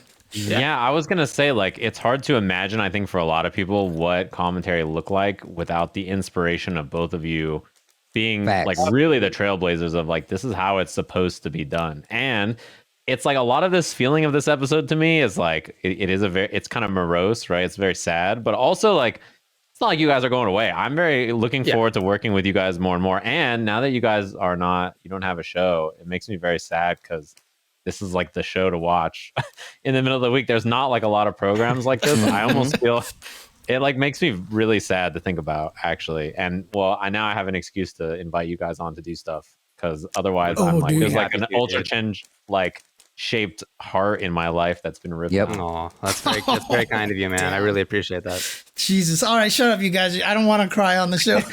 Nah, man, it's love, bro. You know it's love, bro. You already know what it is. And David, man. I love you guys too. Yo, Tubbo, y'all know what it is, man. Don't think for a second I take you guys for granted. And I know the community don't take y'all for granted. Yeah. So I best believe we'll be around. And I'll definitely be seeing you guys on commentary. I damn well better. I got to put it in my contract, bro. If Say Jam there, my boy Rip, Yipes, David, Jay, I need to be on the mic with these boys. Yeah. So true, you guys have a blast. The Capcom Cup 2022. All right.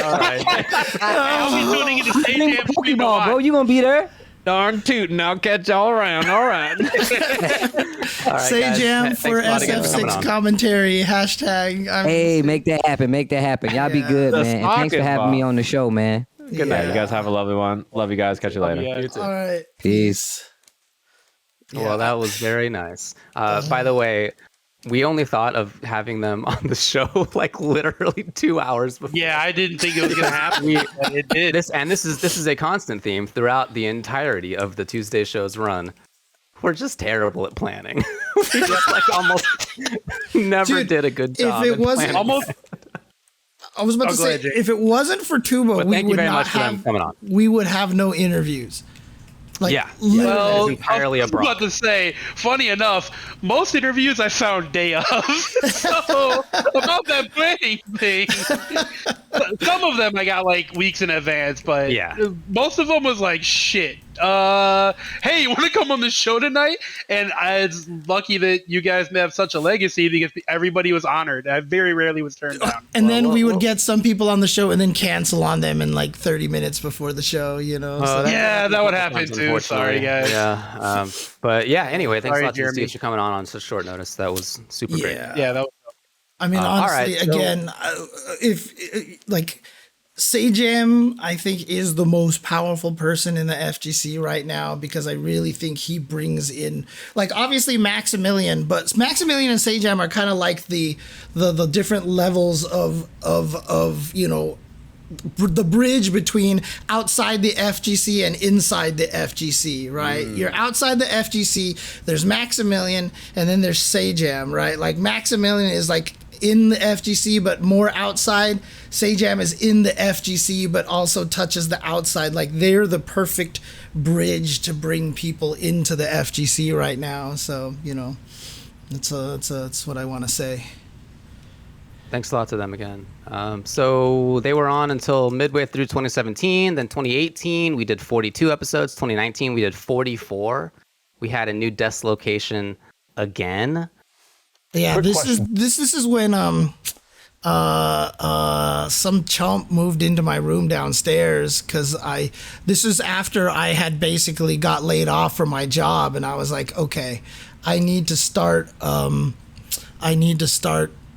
finding other sources of income, you know. So I rented out the room that the show used to be in, and basically moved the studio back upstairs, and this is where it's been from that point forward. And you know, lucky enough at that time, that's when Focus Attack sold those cool Darkstalkers posters that I immediately purchased and put upstairs. So you lost your job and your first purchase was posters? Okay, welcome to the year 2019. My name is UltraDavid. And I'm James Chen. Excellent. This is, can you believe it? What season we're on? The 8th year. Season 8. Oh, baby. Ultra Chen Tuesday show. Incredible. No, I actually can't believe it. I know. If you told me 8 years ago we'd still be doing this for 8 years, I'd be like, what? There's no way. So in prepping for this show today, I actually went back and wrote down all of my previous years awards. I have a whole doc. Oh, dang. Okay. But yeah, that was the first time we had the upstairs studio. So yeah. That was the best one. So. Yeah, I think that was the best one too. I agree. Yeah. And then we did 44 episodes that year. 2020. Wow, did anything big happen in 2020? Let's see. On episode 8 in season 9, what happened in March of 2020? The world was very normal and great. Oh, dang, we even had the intro at this time already, dude. This was the TuboWare-less version of the intro here. I'll skip past this. Yeah, I don't hear anything anymore. Yeah, that was my fault. I forgot to pause the videos this time, so... Dang, look at me. I look good over there. All right, let's talk about... Let's see how this goes. These topics. We're going to be talking about COVID-19, of course. We're going to be talking about the FGC event cancellations and sort of worldwide cancellations. A lot of stuff to talk about on that front, obviously. We're going to talk about a bunch of tournament results that occurred. We're going to be talking about 5-5 matchup stuff, which we're finally getting back to this time. Look at this dude on the right with the short hair, dude. What the hell, dude? Oh my god. I like the look. I don't even recognize him anymore, dude. I swear. But yeah, this is when we started. That was our first COVID episode. Yeah, we had done, I think, just 1 or 2 from home episodes where like I couldn't make it. I think like one time like my car wouldn't start or something. So we did it. Oh, hey, what's up, Miles? I did it from home. But of course, in March 2020, when, I don't know if you know, the COVID pandemic hit the US, we of course like weren't hanging out in person anymore. And we have been doing it from home ever since.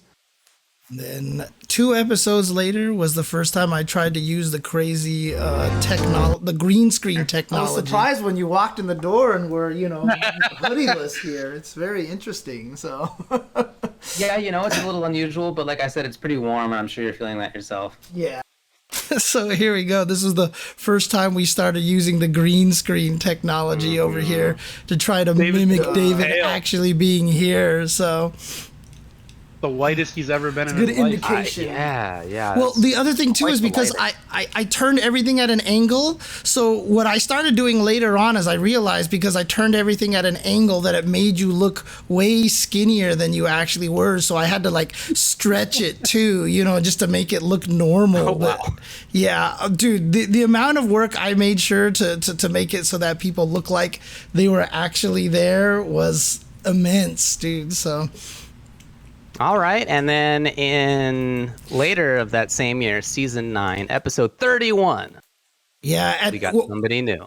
The cool thing about it was because we started doing everything remotely, we kind of came to the realization that we didn't have to have all the hosts in there. So like if we had this technology back then, we wouldn't have had to burn the Steves to death in the basement, but oh goodness, advertisement. Okay. What game Gotta is get this? one of those fancy ad blockers that they got. Yeah. Oh, I won't use ad blockers.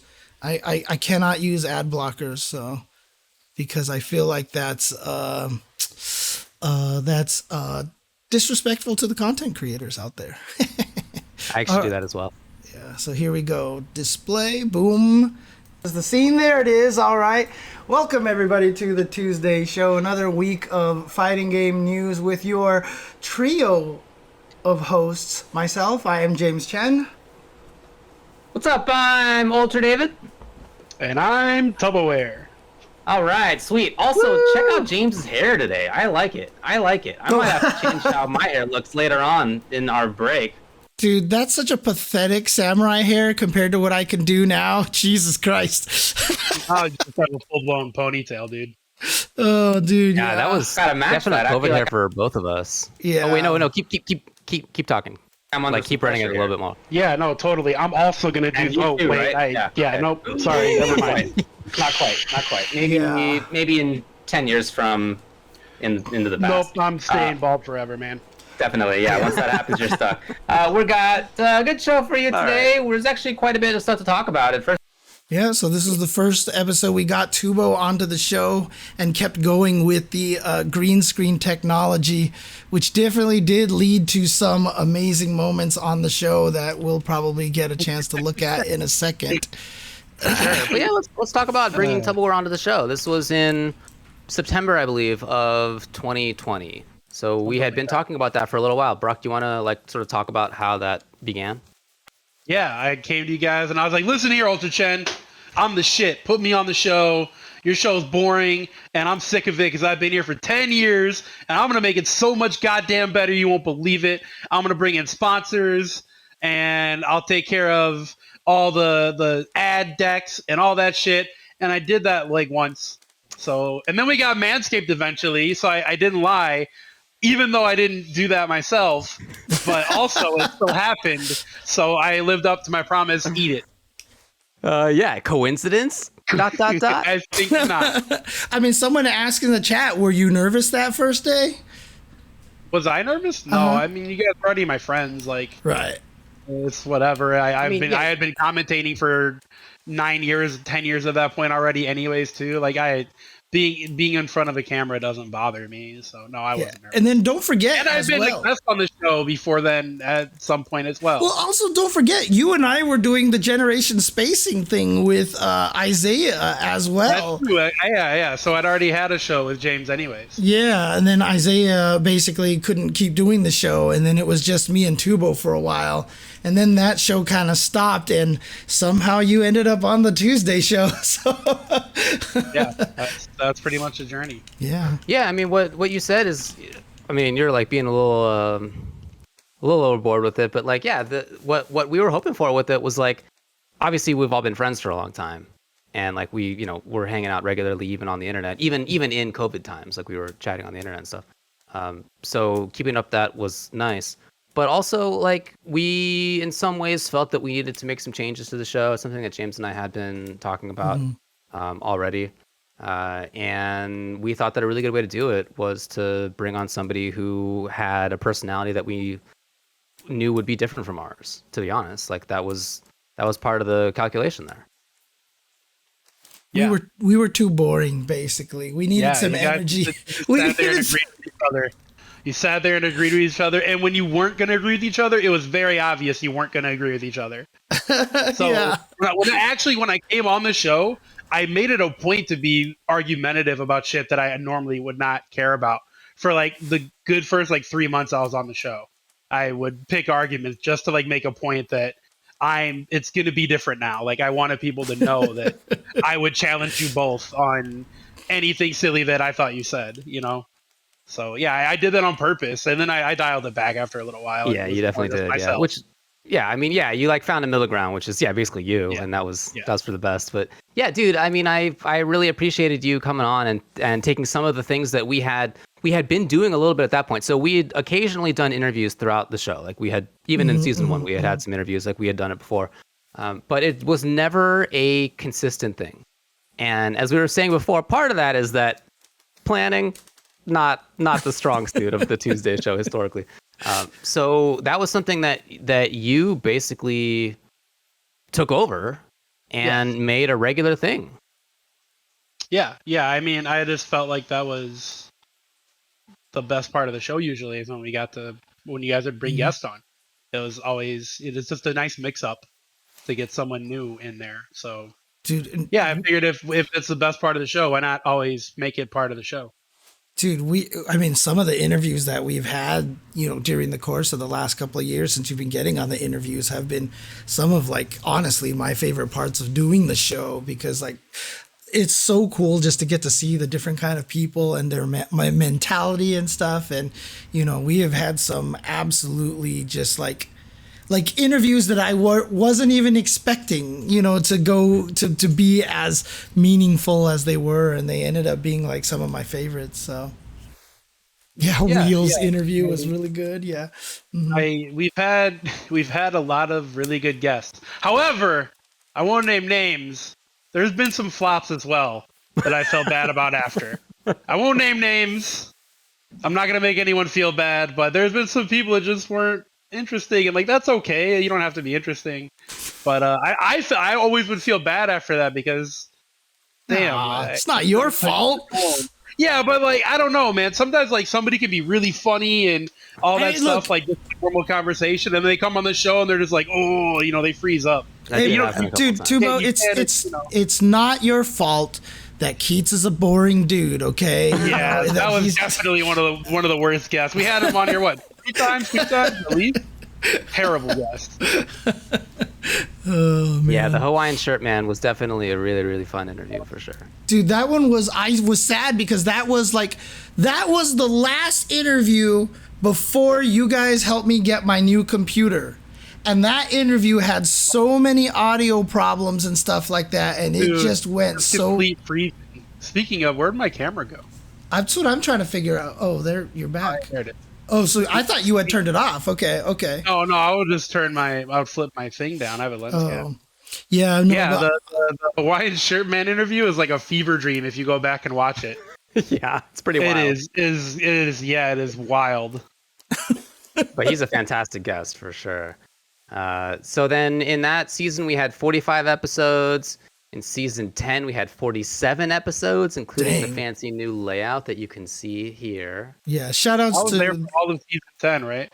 You were. Oh, yeah. Consistency, boys. 47 shows. That's what I'm talking about. And shout outs to the Hado. He was the one that created this whole new layout for us, basically. He designed it. He drew it up. And then basically I took his design and created the web page, created the transition. To the Tuesday show. Something's going on over here. That was fancy.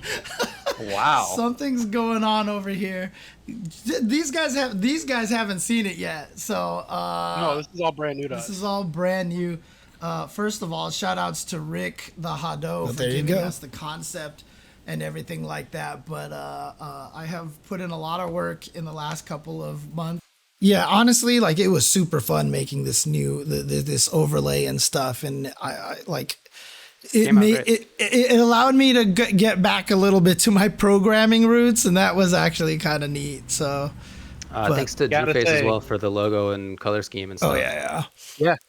I gotta say, it's the best show ever looked. So yeah, I absolutely agree with you. 100%. Yeah, absolutely agree.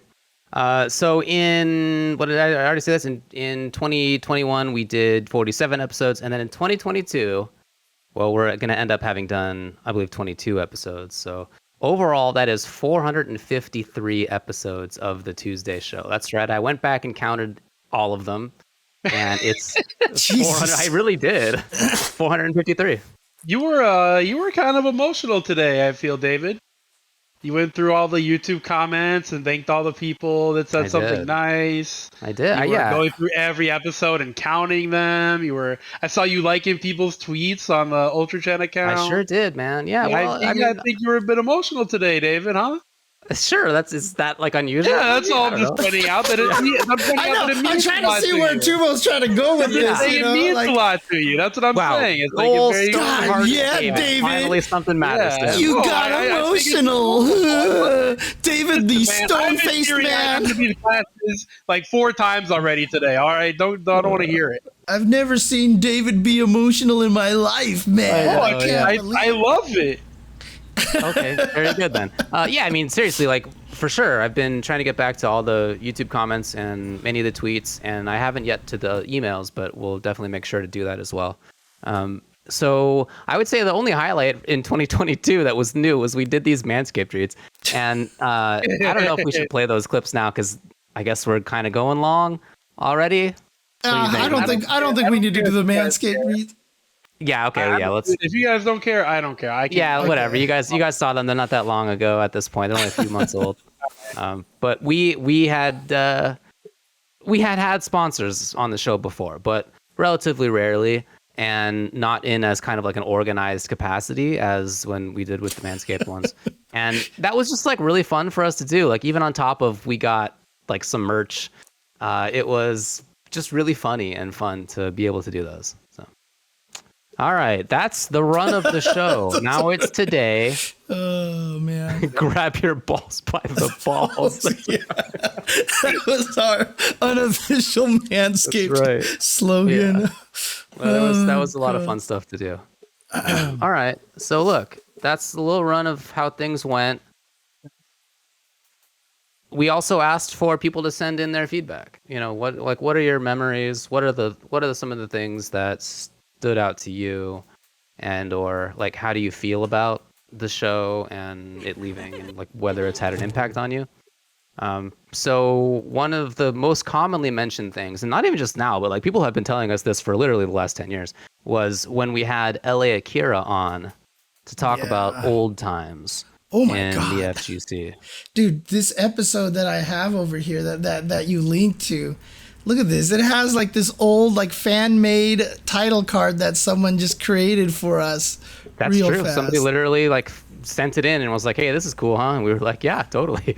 Yeah, and you thought it was hot and squishy with Steve and Steve, man. But like when we did this episode, whew,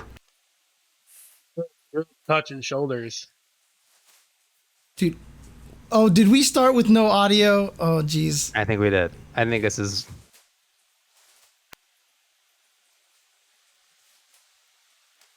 Jesus, James. Okay, here. Just fast forward it. Maybe fast forward a little bit. I'm trying to.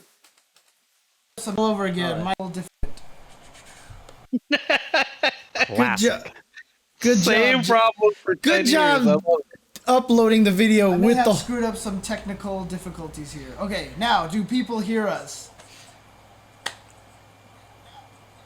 I hear us through the speakers. Okay, there we go. Let's start all over again. My bad. All right. Hey, welcome to whatever we're calling the show today. All right. Well, Yeah. so we had him on to talk about a bunch of old stories, and that was a really fun episode for sure. For sure.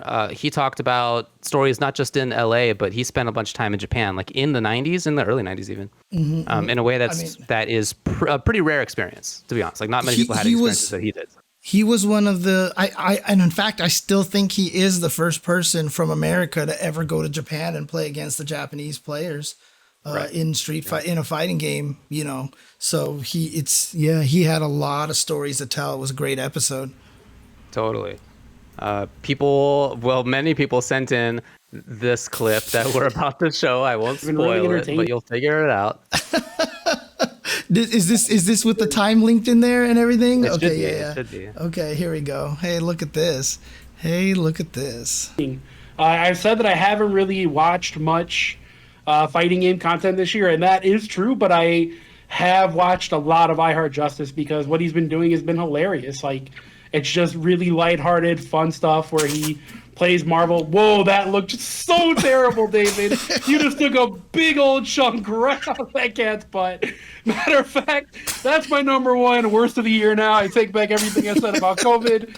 Holy crap. I saw that too. My entire thought, dude. Oh, man. Clip that, please. I hate it when people... Hilarious. Like, it's just really lighthearted, fun stuff where...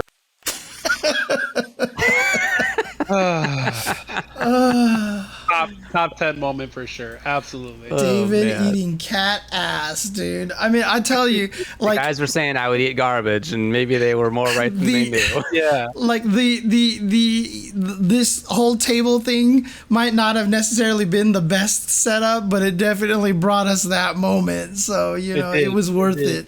It was worth it. Oh my God. By the way, I looked for apple core eating episodes, and I couldn't find any. Like, they're there.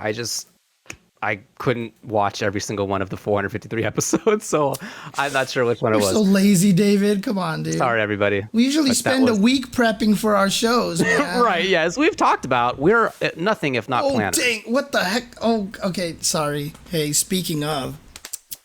Come here. You want a bite, David?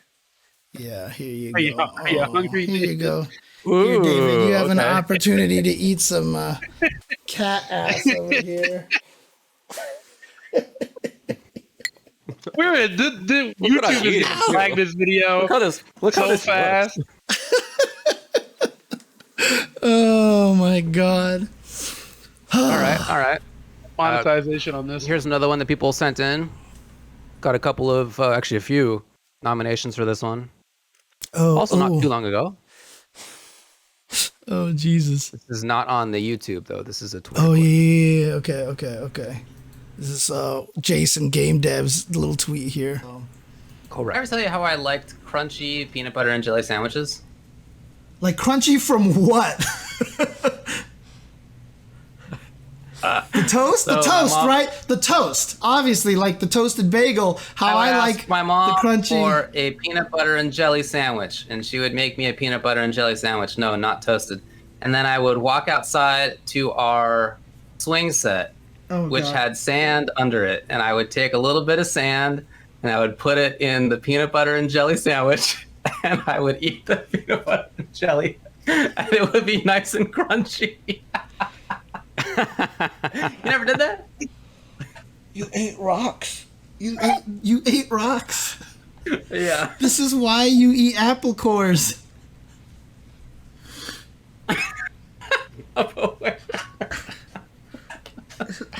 Did your mom know about this?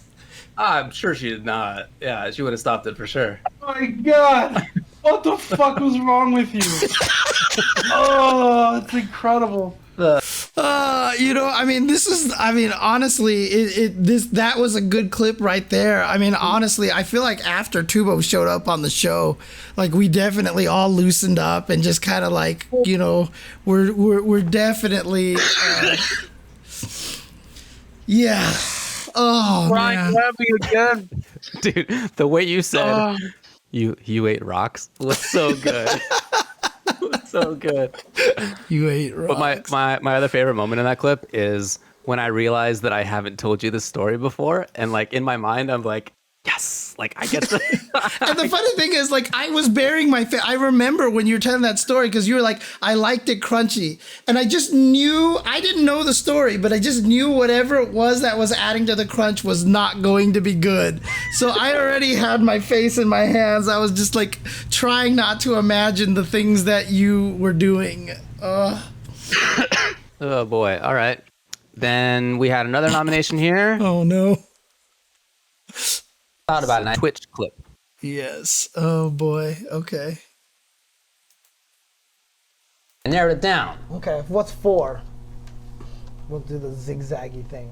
Street Oh wait, Fighter pause it. Cross Tekken 2013. So we're talking about like my favorite Street Fighter games of modern times. Oh, we're doing like the decade. We're doing like the decade, right? Yeah. In 2013.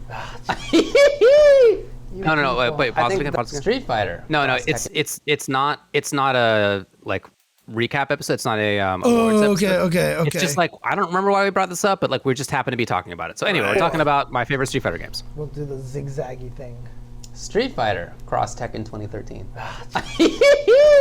You people. I think that's the best Street Fighter game of the 21st century.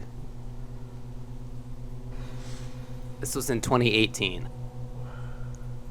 You thought it was better than Street Fighter 5 back then? That was the Apex. 2018, yeah. All right. I really, really want the game to have a resurgence. That'd be great. I really want the game to have a resurgence because I just want everybody to see how bad this game actually is. It was not. I just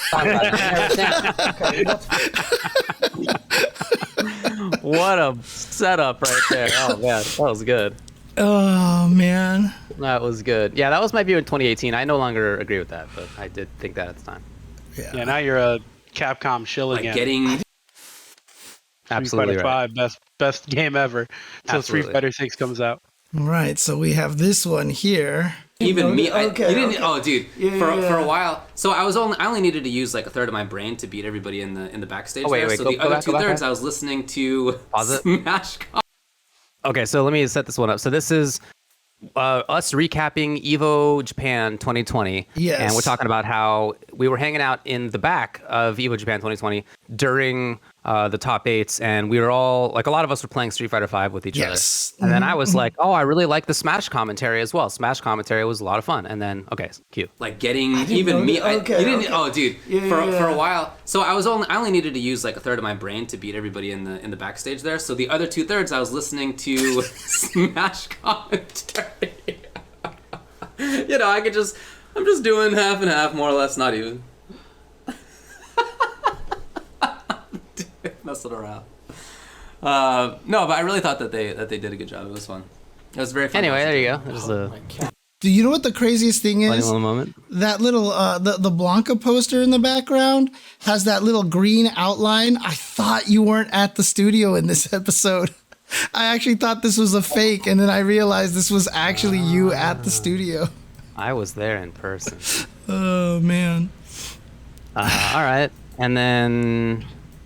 Yeah, I don't know if we need to play the next one. That was one that Jason himself liked because I was like, Marvel taught me not to be mad at video games. Oh, right, yeah. But let's definitely play the last one that he sent in because that one was funny. Oh, no. Oh, yeah, okay. Let's do this here. Honestly, so we have Max playing Marvel 3 for whatever year or two that I played it. Oh, this is the wrong one. This is the wrong one, right? Yeah, yep. Okay. So this clip is going to be, we have had Maximilian Dude on as an interview guest. We're now saying goodnight. Thanks a lot, Max. All right. Later, bub. Oh, happy Chinese New Year, by the way, David. David? David, I looked at the screen and I saw David. Nope. It's for David now. James was like, excuse me. Thanks, guys. Later, bub. Oh, happy Chinese New Year, by the way, David. Thanks, Matt. David, I looked at the screen and I saw David. Nope. It's for David now. I like how James was like, excuse me. What an outro. He meant David Chen, of course. David Chen, exactly. He was referring to David accountant. Oh my God. Oh, I forgot about that. That was great. That was good. All right. Well, thanks to everybody who sent in some clips. We also had a bunch of people who sent in emails or who put up YouTube comments or who sent in tweets, and so I collated some of them here. Dude, how are we going to read all of these and there's here? actually a tremendous amount that I put up there. Holy crap. Geez. But yeah, all right. So Alex2D said, as far as favorite UCTV moments go, honestly, my memory isn't good enough to pick out one. Instead, what I do remember is setting aside everything I had to do for every Tuesday night, making sure I wouldn't miss the FGC block that we had back then, cross counter into Ultra Chen, and finishing off with the show that sucks. Never something you realize at the time, but thinking back on it now, I realize how important those days were. That like Tuesday, as James said earlier, we had a lot of viewers while that was going on for sure. Yeah, actually, that was a lot of fun. Something over here. I think I might even be able to do something cool with this here. All right, here, let's read the next one, shall we?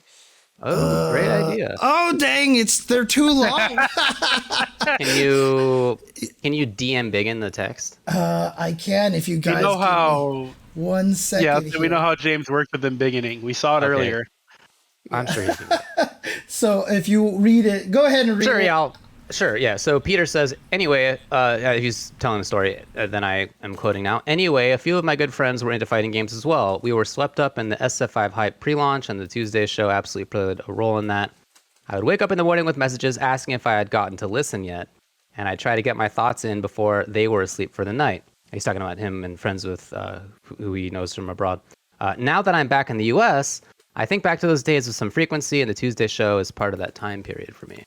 We got a lot of messages from people who were like talking about, how their lives were at the time and like things that the Tuesday show makes them think about. So I do appreciate that. Let me see if I have this here. Okay. Ooh. A little bit better now. A little bit better. Let me also do this as well, just to make it look a little bit better. There we go. Perfect. All right. So let's get the next message up here. Yeah. So Emil says, and again, this is kind of mid-story. While I wasn't really playing many 2D fighters anymore, I was still involved in the competitive space by not only playing Melee, but also helping organize tournaments for my scene in Melee, Smash 4, and even Project M. I felt inspired by some of the lessons that I've learned through stories told on the show. My friends and I realized that there were people in our area playing, but who had nowhere to go. Basically, being a listener to the Tuesday show was a component in injecting life into an entire Smash scene in a pretty major part of California. Dang! Yeah, I mean, some of the stories were really nice and about that kind of stuff. Like, from our perspective, it's funny, doing this, we don't really have, I think, much of a conception about how people are then going to, like, interact with it, really. And at least, maybe just talking from my own perspective, it doesn't feel like a big deal. It feels like I'm hanging out with my friends and, like, chatting about stuff that I love for a little while, and it was really nice to hear the impact that it had on people. I still remember we were doing locals. We were like letting people talk about the locals in the early days, and there was one local scene in Maine that showed up in our show, and someone else who was in a different Maine FGC saw it and was like, what the heck? We've never heard of these guys. And then they ended up, because of our show, contacting them, and then the two main scenes merged together. That's awesome.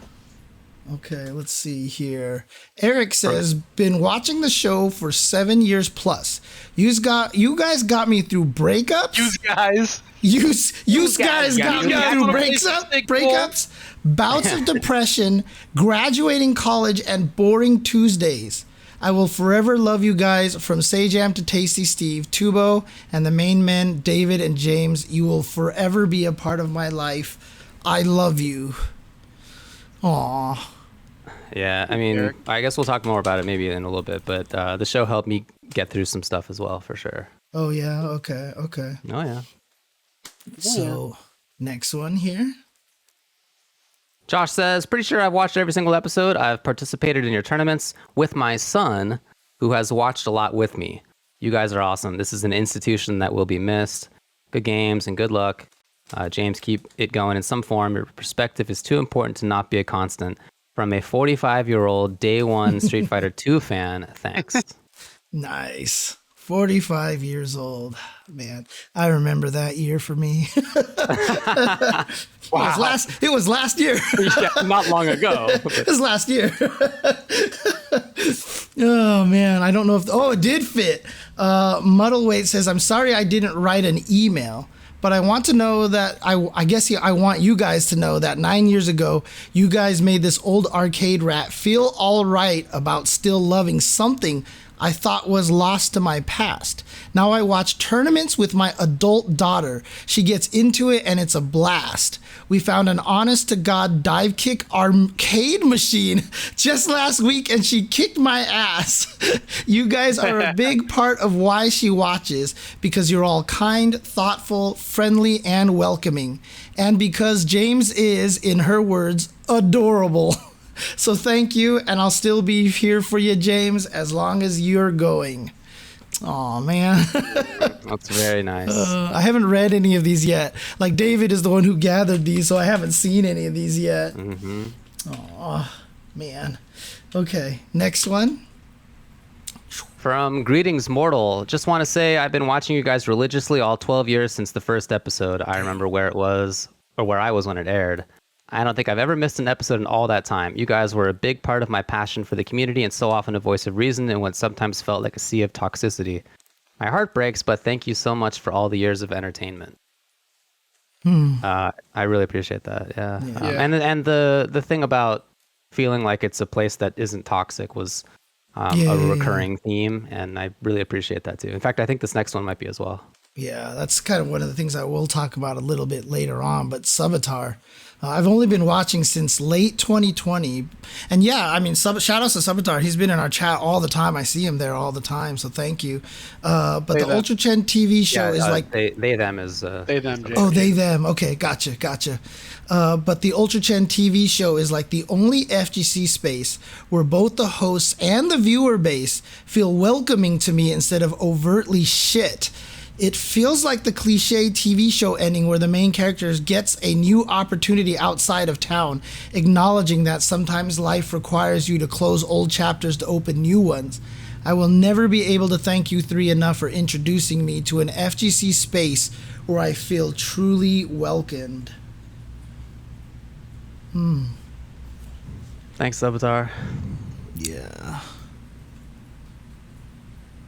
Brock, do you want to do any of these? Oh, I'm crying. Okay, you got it, man. Okay. The next one will be from Flotas. Oh boy, I didn't fit that. That's okay. That's okay. I'll just read it. Flotas says, I rarely, if ever, talk in other Twitch chats. Heck, I just saw you as a show and not a community for a long time. Twitch chat's very juvenile and as a result often racist, but like in the exact way you expect a 12-year-old to be. But with Ultra Chen, I eventually started talking and reading chat, and it was a great experience. Seeing that one person in chat in general, Twitch, saying something out of pocket, and sometimes make me roll my eyes and puts me off a bit. So I feel you shouldn't underestimate the culture and community you cultivated here during your time with us. The chat transformed in my mind from potentially offensive randos to regulars, and I'll miss them all dearly. Thanks, Voltas. Yeah. There's something. Oh yeah, it's so funny too, because it's funny. He's like, he expected a 12-year-old to be. Well, our show is 12 years old, so you know. Yeah. Right. Oh, jeez. Maybe we should have been more toxic in the chat. No, I was kidding. Some people also had takes that were things that I didn't even recall. So here's an example. Okay. Emil says, one of the most vivid memories I had of the show was when Mike Ross was on and a guest, and he announced his employment at Twitch by typing in Twitch chat, showing off the wrench next to his name. Dude, that's pretty cool. I still remember this episode because this was an episode where me, David, and Mike all went to go get boba afterwards. and we all went to the Volcano Tea that was on Sawtell, and someone saw us there, and we're like, yo, you guys actually hang out outside of like shows and commentary? That's right. No, we hate each other. Yeah, we were like, yes? Oh, man. Yeah, that's right. That's right. All right, I liked this next one from Nutacon. Look, obviously we've been doing the mailbag thing for a while at this point, and somehow it became, for a while, a series of questions about like what you could make a wizard do.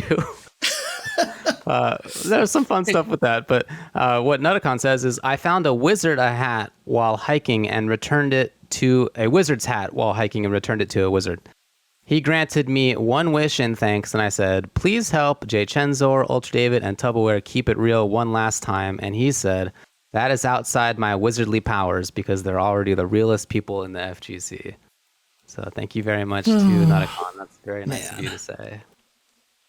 Yeah, shout outs to Nutacon too. Yeah, I mean, man, I just wiped my eyes, you asshole.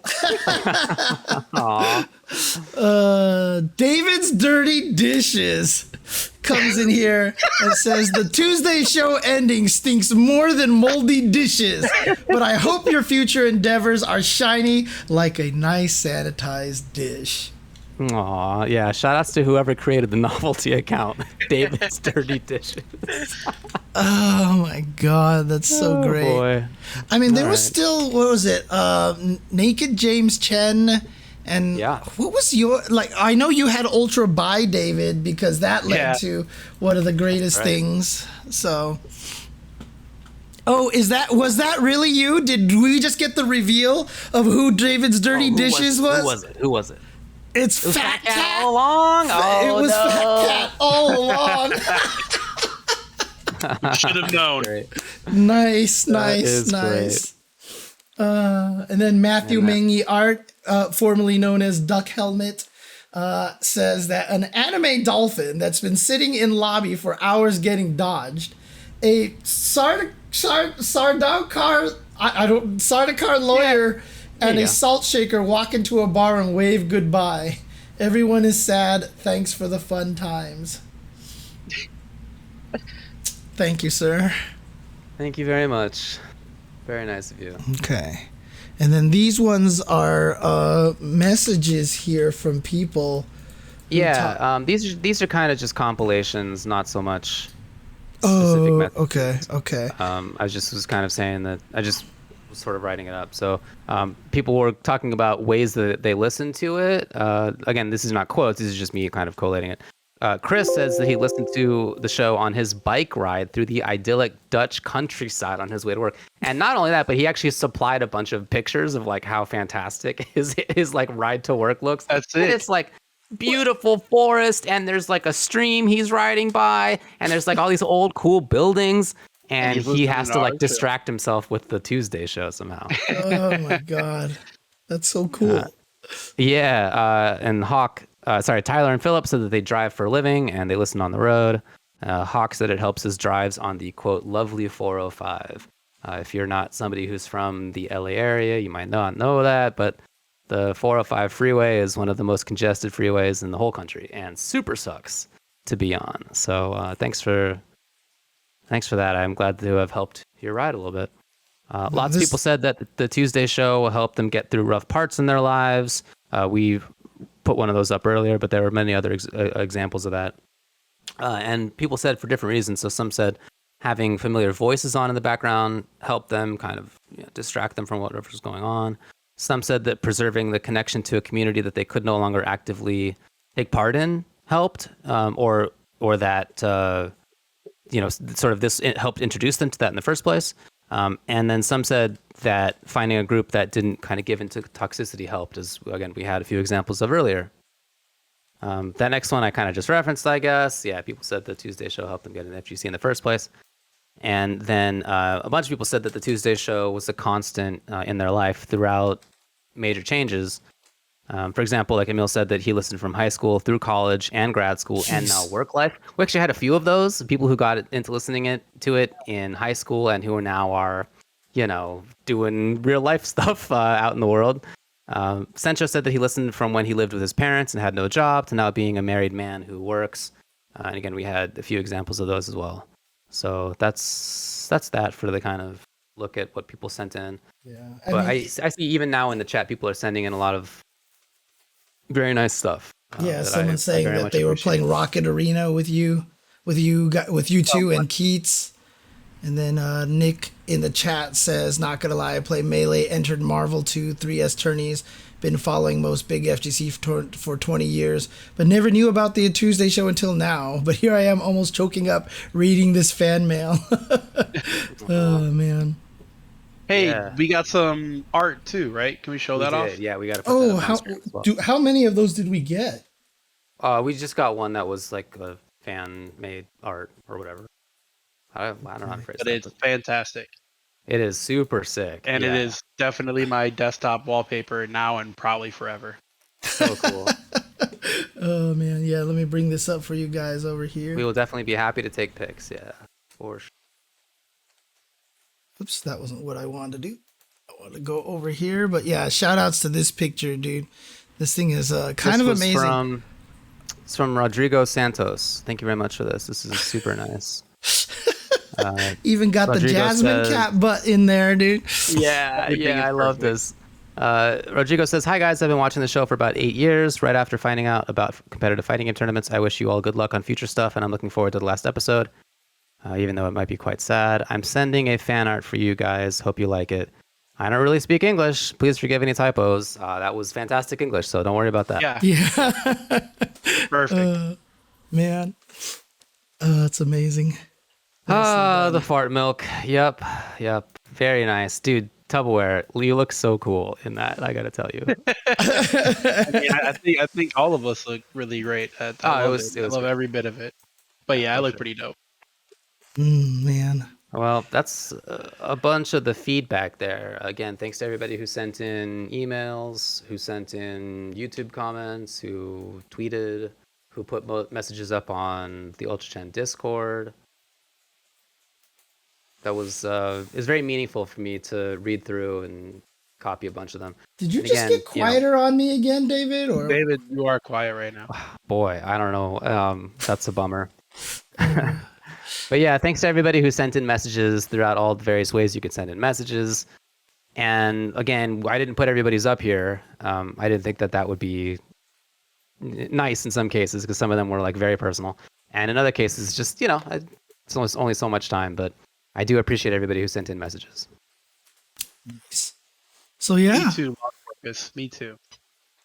So yeah, I mean, obviously, it is bittersweet, very sad times here. But again, David is on to do some really cool things, and I'm really happy for him as well. Because obviously, being able to do this, to have a steady gig doing lawyer work for stuff that he loves, is absolutely fantastic, right? Yeah. Again, I saw some people asking while the show has been going on, but just to reiterate, I'm going to be joining as general counsel a company called 10O, which does a lot of streaming and TOing and broadcasting and merchandising and all sorts of stuff, primarily in the FGC, but not exclusively. So as a result, I'm going to be still very much involved in the FGC. But I shouldn't probably be talking publicly about things that we talk about on the show all the time that are also going to be relevant for my business work. And other people ask am I going to be commentating still? I will be. I'm already planning to do stuff. I already have, the normal commentary plans still. That hasn't changed, and I don't expect that to change. But as far as the Tuesday show goes, I'm not going to be able to continue. Yeah, I mean, again, for people who don't know, 10O, they're the ones running the ICFC stuff. They produce Tekken World Tour. They produce EVO. They've produced many Capcom Pro Tours in the past, et cetera, et cetera. So they're kind of big. Well, they've done some stuff. Yeah, I just want to say that it's been very, very meaningful for me to be on the show and to continue doing it for a lot of reasons. The primary one is just being able to hang out with my friends.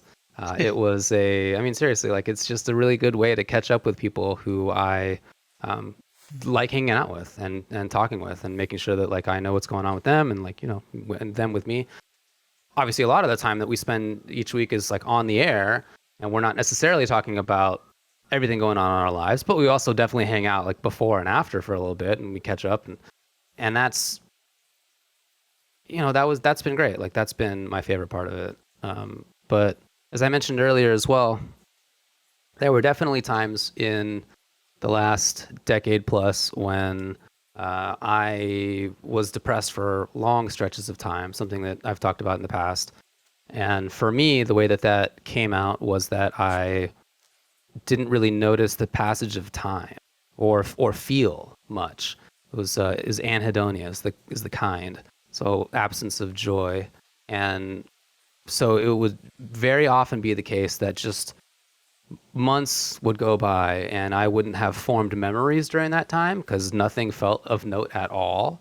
And, you know, work was not going great and social life not going great as a result. And the Tuesday show was one of the very few things that was a consistent thing during that time.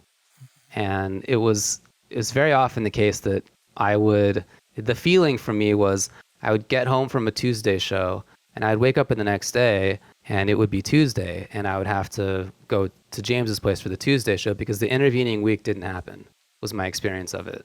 And so the fact that the Tuesday show was something that was always there was very helpful for me in those times. And, you know, getting to spend that time with a friend was even better.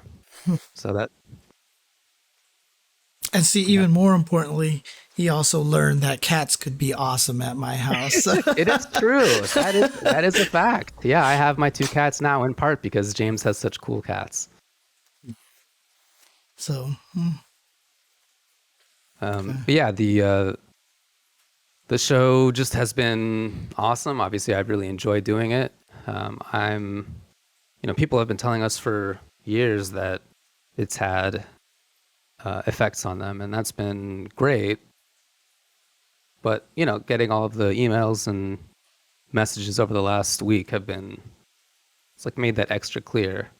And I really appreciate that. Like getting to have an impact in a scene that is super important to me has been like a really big honor for me. And I appreciate you guys sticking with it. But I mean, obviously you're not gone from the FGC. You'll still be here doing all the other things. It's really mostly just kind of like the TV show. I mean, the Ultra Chen TV. And it's so funny. We didn't even talk about this either, but we weren't even supposed to be Ultra Chen TV. We did it because some other bum caught Ultra Chen on Twitter for years, and he hasn't tweeted on that thing for like longer than 12 years now. So we had to call ourselves Ultra Chen TV. And in order to make it consistent across all of the platforms, we called everything Ultra Chen TV as a result. So, oh man. No, it's true, Lost Porpoise. Human interaction is so healing. It's very, very important, honestly. Yeah. Jeez, my cats are being weird right now. So, but I just wanted to tell you guys thanks for having me. And that's about all I can get out without bursting into tears. So yeah, just you guys already know. I'm just mad because y'all's abandoning me, man. Come on. No, I'm kidding.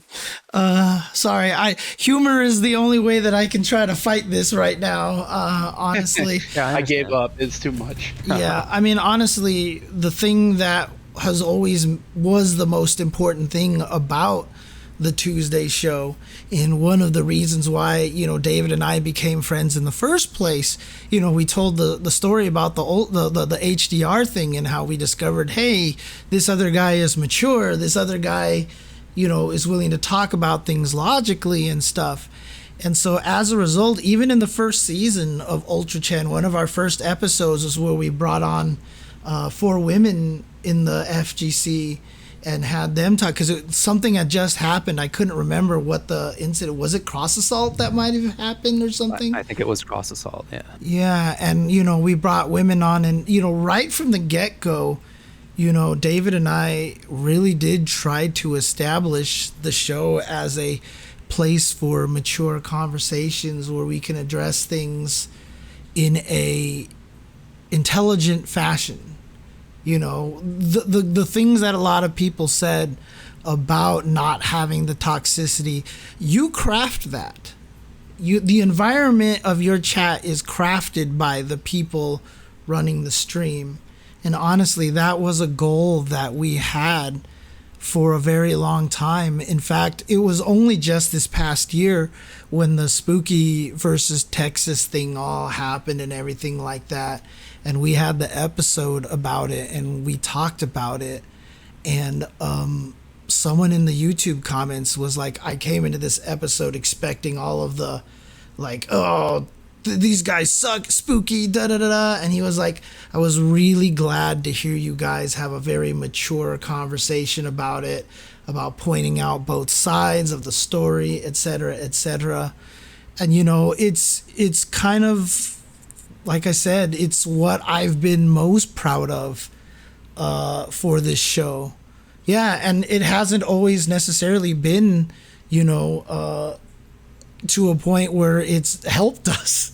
When we used to talk about, infiltration, when that whole first thing came over, like you could actually track like an intense drop in our viewership after we first talked about it. And I've had situations. I remember one stream where I said, I had a comment about the situation, and then next day magically my Twitter was banned for a day. It's hard. It's hard because there isn't a lot of spaces out there like that. I'm glad that a lot of people in the chat feel this way about the show. I'm glad that everybody out there feels like that this was a safe place to come and talk, be themselves. And I've seen that in the chat as well from a lot of people, that, they are able to be as much themselves as possible. And, that's the goal, right? Isn't that the goal of what we're all trying to do? I've often said, interestingly enough, about the way David and I did commentary, as the team Ultra Chen. It was always so interesting because David and I had the same goals. We just had different ways of getting there. But, it was the same goal all along. And, and that goal really was about education, maturity, and trying our best to make the FGC as open of a space as possible, and to allow people to be themselves. And that's, like I said, from season 1, when we first started talking about women in the FGC, it was kind of like, that was kind of the goal all along. And to see that that's what it became for so many people, is I'm glad to hear. I'm glad that we were able to accomplish what we were trying to do. And I'm glad a lot of people out there felt like they had a place to go every week like that. So, again, thank you. Thank you. When I think back on the episodes that really stick out in my mind, almost all of them are that kind of episode. It is the episode that we did with the women that we brought on in season 1. It's the episodes that we did during the protests in summer 2020 with our friends to talk about Black experience in the FGC. It's the early COVID episodes about what the world was like. Like it was those that really stick out in my mind. I mean, look, you guys might not be aware of this, but I don't have the world's best memory, and so I don't really remember like specifically a lot of the things that we talked about, but those always do stick in my mind as things that I think about when I think about like what we've done. That is definitely the most important things that I think that we did. Yeah. So, I mean, obviously, this will be the last Tuesday show. And, I just want to put this out here that, obviously I'm going to keep trying to stream at this time. I've already talked about the Gym Buddy system and how much that has helped keep it going. I can't promise I'll be successful every week. Next week, I've already talked to... New gym buddies, man. What's that? He's got to find a couple new gym buddies. Yeah, basically. Yep. But next week, I already do, just so you guys know, because I see a lot of people in the chat asking, what am I going to do on Tuesdays now? Like I said, I'll keep trying to stream on this channel. Next week, I already do have a plan to bring on Arturo Sanchez, and we're going to do like a cross interview where we're just going to ask each other questions and just talk about a lot of stuff. I want it to be as old man yelling at clouds as possible, but we'll probably talk with each other for about like two hours and stuff like that. So, again, I'm going to try my best, and I'm going to see if I can find, other people. And again, I don't even want to find people to replace David and Tubo, because I don't even think that's possible. I won't even call it the Tuesday show, even if I find other hosts, because it will be a different show. Like, it's not going to be the Tuesday show anymore. It'll be something else, because obviously, the vibe is very specific to the hosts here, right? I mean, the kind of relationship we have with each other presented a very special and a very unique kind of feel. And so, again, we'll see what happens. I'll keep doing what I can keep doing, but, I'll keep trying to fill this spot for a little bit. I won't have as much of the, talking about the news and stuff, unless you want to sit here and get bored watching me talk about news for an hour straight. But I'll see what I can do. So. What if you move it to Wednesday and call it the Chen's Day show?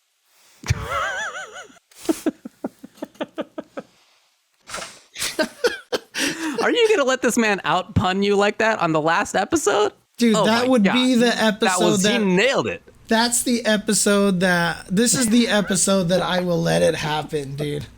I will let it happen. Dude. Oh, man, that was genius. Oh, man. Oh, man. Well, thank you guys for, doing this forever, it seems like.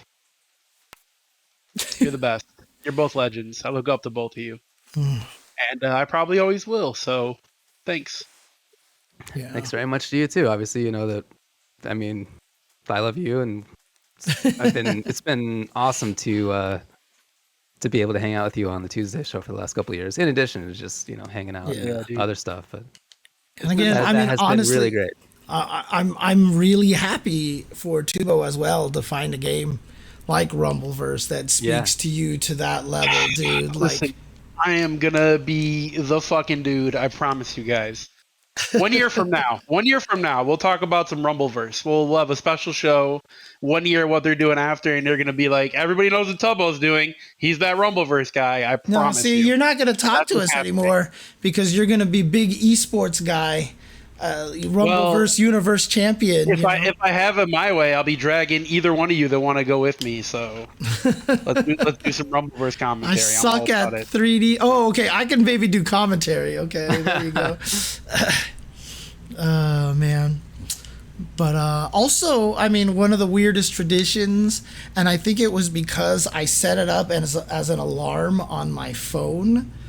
And it just ended up playing like right at the end of one of our shows, which was the bird ringtone from my phone. And it's funny because like people legitimately use it as their ringtone in the wild. And every time it plays and I hear it, like I freak out for like half a second, dude, because I'm like, what is happening? What is happening? Am I streaming right now? Yeah, basically. And then we just basically kept it going at that point in time. So, but yeah, I definitely want to apologize about all the technical difficulties. I swear next episode I'll get it right. Hell yeah. That's it, James. I can't put up with these technical issues anymore. I'm quitting the show. Oh man. All right. Well, you guys all good? You want to bird them? We did it, guys. We did it. We did it, guys. We did it, guys. So, you guys want to say your goodbye here, or do you think we've said enough? You guys have said enough. Let's bird them. Let's go. Bird them. Thanks, everybody. Take care. Thank you, guys. Tune in next week, and we'll see you guys. Peace.